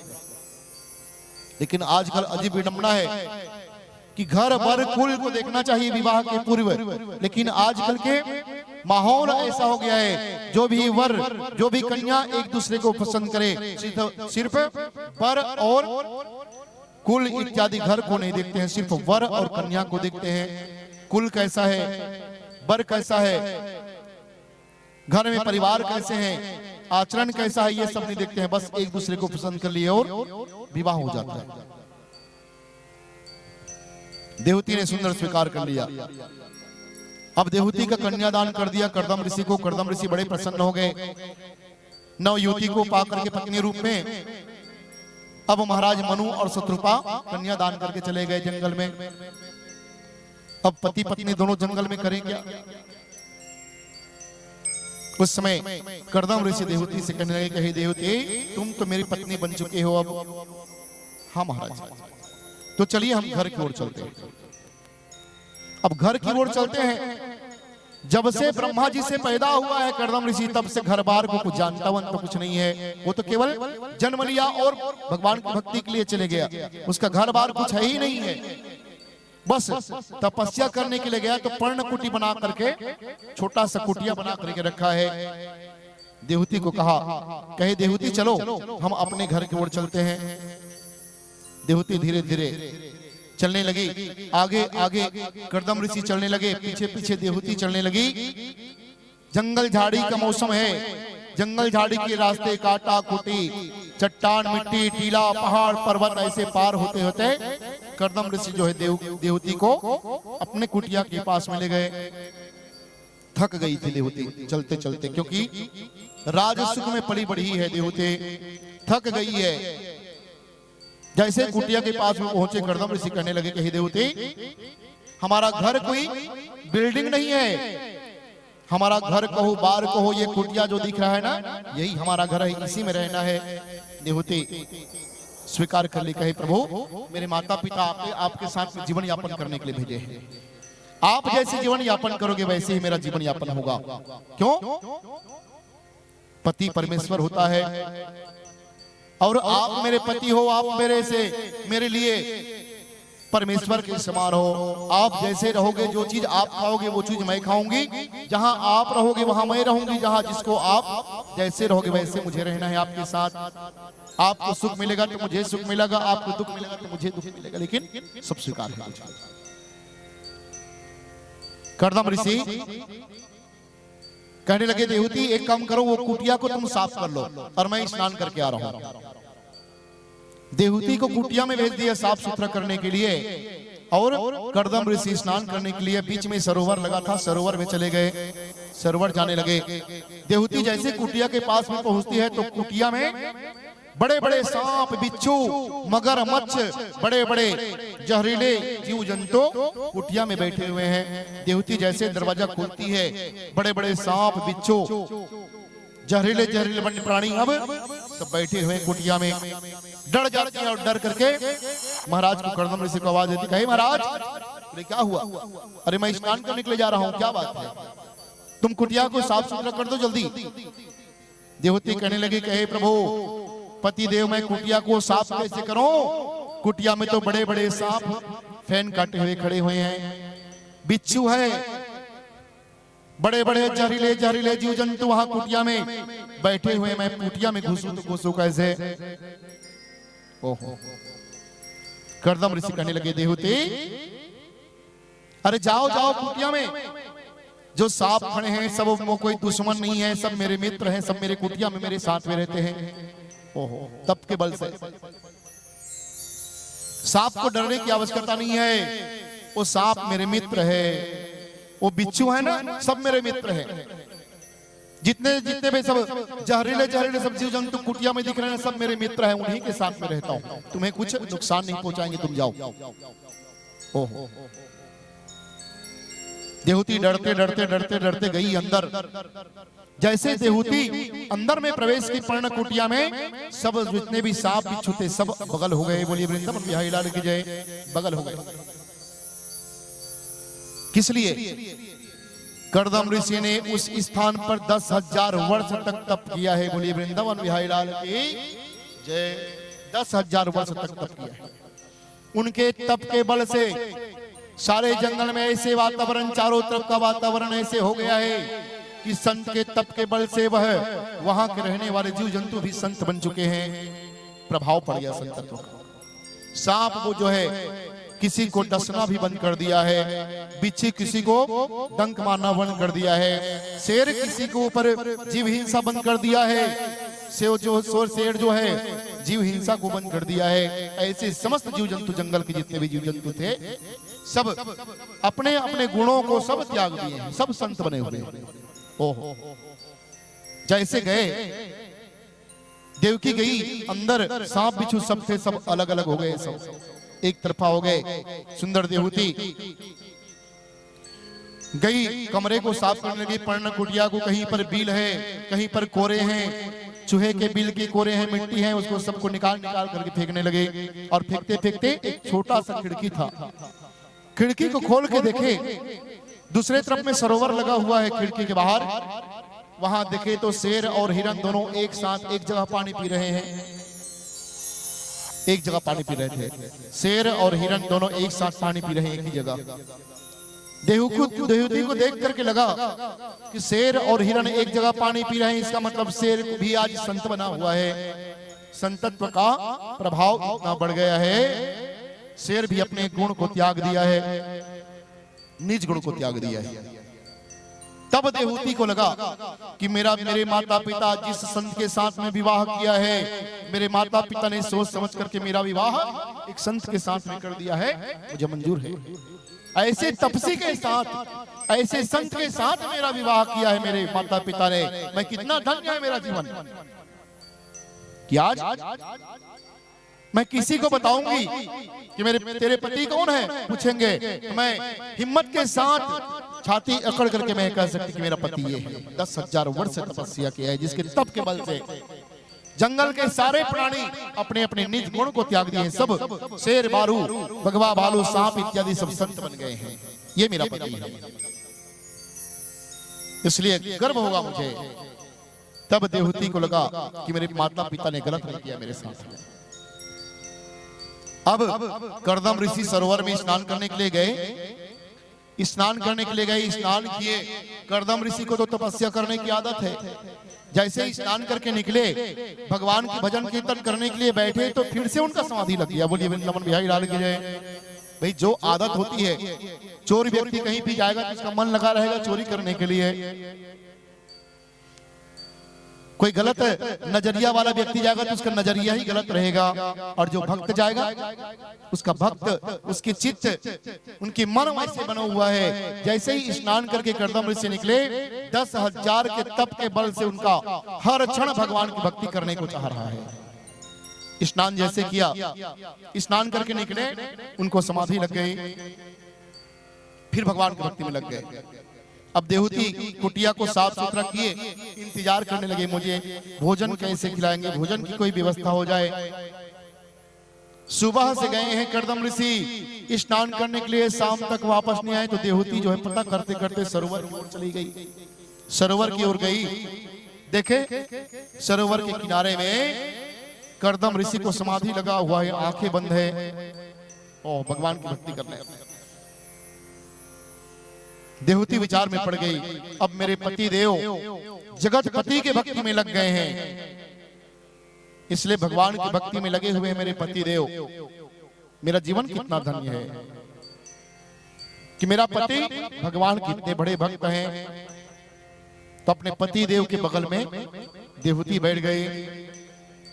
देवहूति बैठ गई, भोजन में भूख लगी है, भोजन करने को मन चाह रहा है, लेकिन भोजन की व्यवस्था करने वाले को आज समाधि लगी हुई है। संध्या काल हो गया, भोजन की कोई व्यवस्था नहीं है।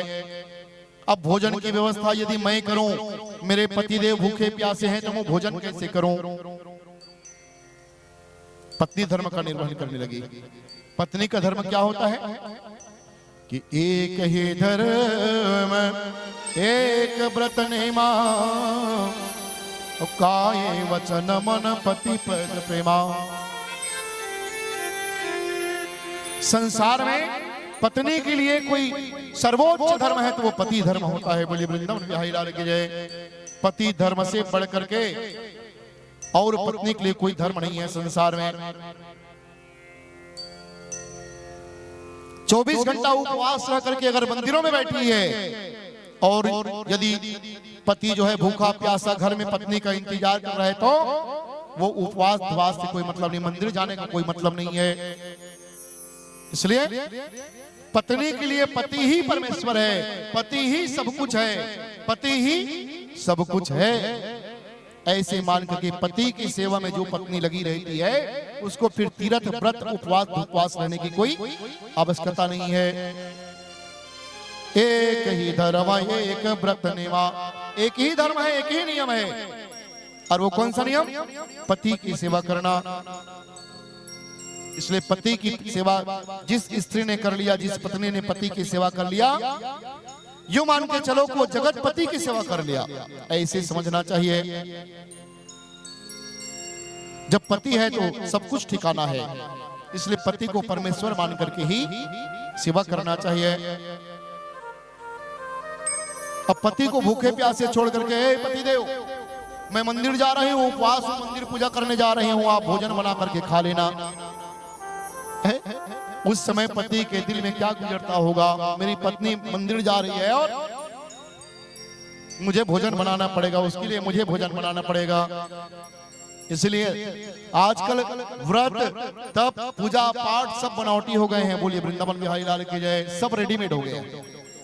जैसे हमें भोजन रेडीमेड मिलता है, वैसे ही पूजा पाठ यज्ञ उपवास यज्ञ तप सब कुछ रेडीमेड हो गया है।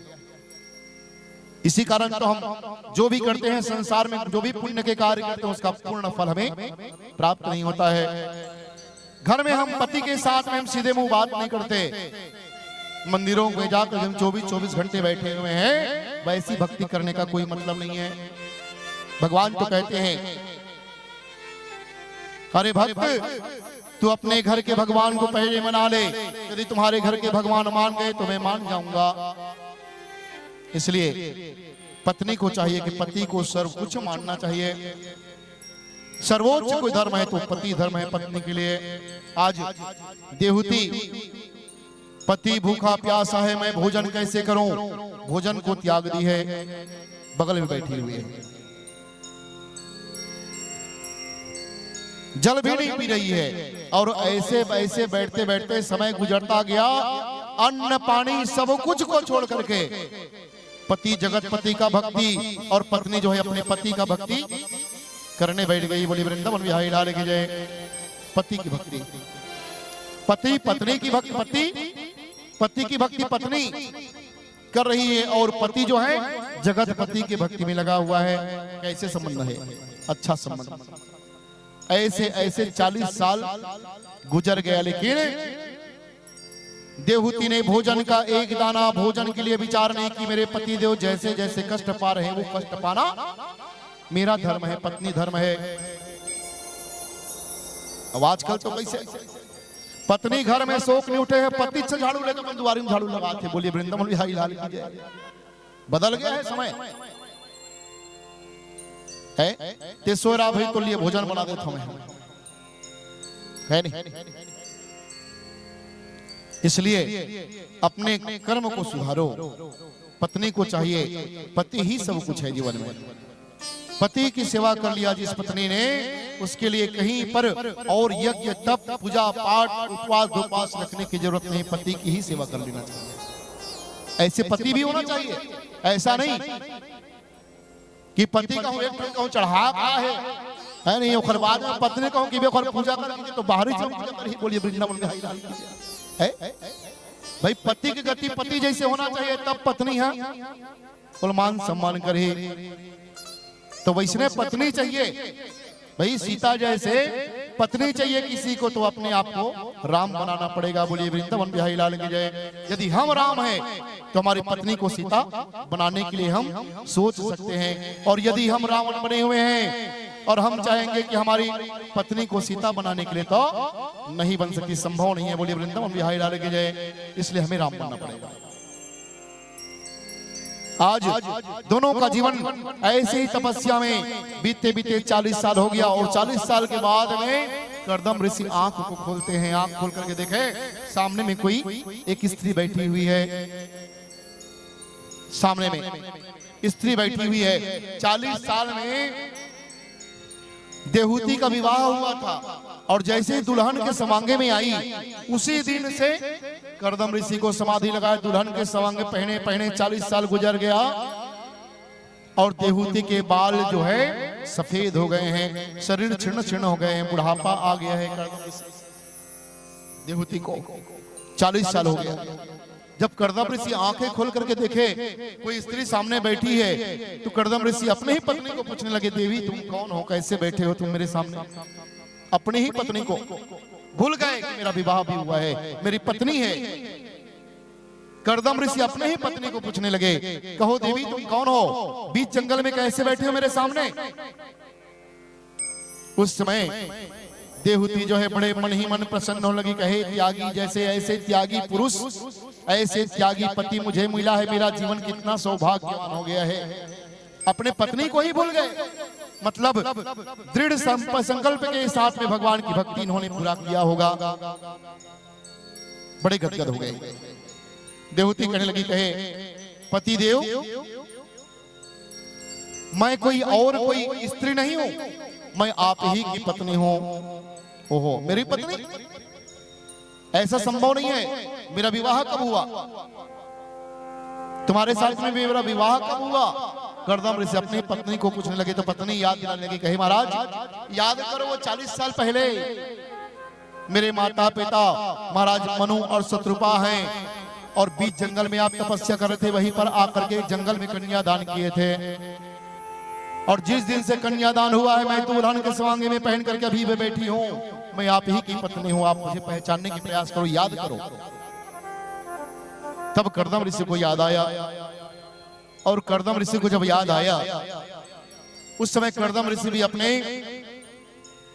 तप के बल को सराहना किया कि मेरा तप बेकार नहीं गया है, मेरे तप के बल से ऐसे तपस्विनी के जैसे मुझे पत्नी मिली है, देहूती के जैसे, क्योंकि मैं 40 साल भगवान की भक्ति करने के लिए समाधि में लगा हुआ था और मेरी पत्नी मेरी भक्ति में 40 साल बिता दिया। इससे तपस्विनी ज्यादा और कोई भी नहीं हो सकती। बड़े सुंदर कर्दम ऋषि उठ खड़े हुए, देवती से कहा कि कहे देवती चलो अब हम स्नान करेंगे, 40 साल से स्नान नहीं किए हैं। कर्दम ऋषि जो है देवती की उंगली को पकड़े और बिंदु सरोवर में ले जाकर उनको स्नान करने के लिए ले गए। बिंदु सरोवर में गए, कर्दम ऋषि देवती की उंगली को पकड़े और बिंदु सरोवर में कहने लगे, कहे देवती आंखें बंद कर लो, और आंखें बंद कर लो और हम दोनों एक साथ बिंदु सरोवर में डुबकी लगाएंगे।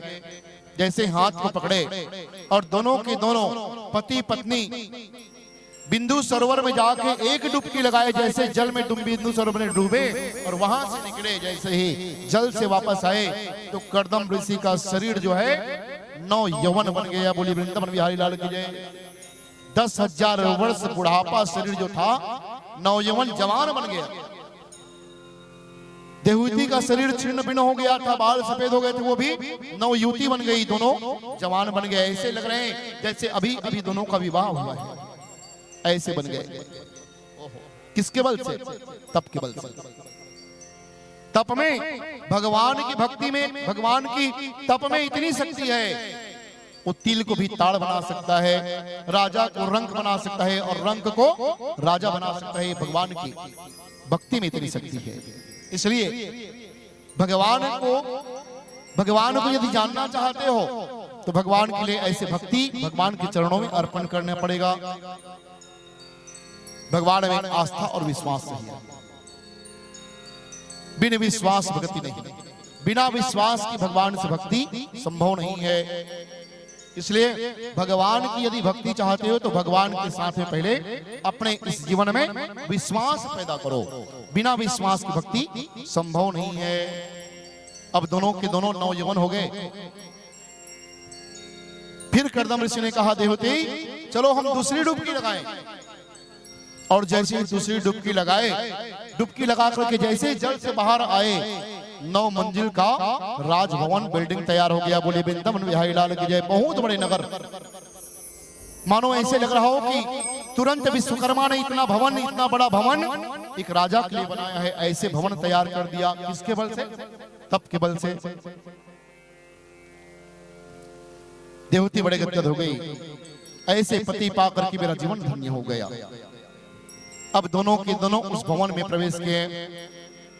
हजारों अप्सराएं इंतजार कर रही है।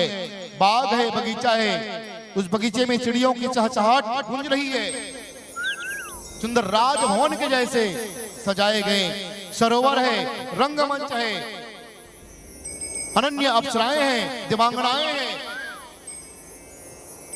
जहां देवांगनाएं सोने की कलश, सोने की थाल, आरती से आकर सब इंतजार कर रहे हैं। और दोनों के दोनों घर में प्रवेश किए। और दोनों के दोनों घर में प्रवेश करने के बाद सुंदर जो है वहां पर गृहस्थ जीवन यापन करने लगे। बोली वृंदावन बिहारी लाल की जय।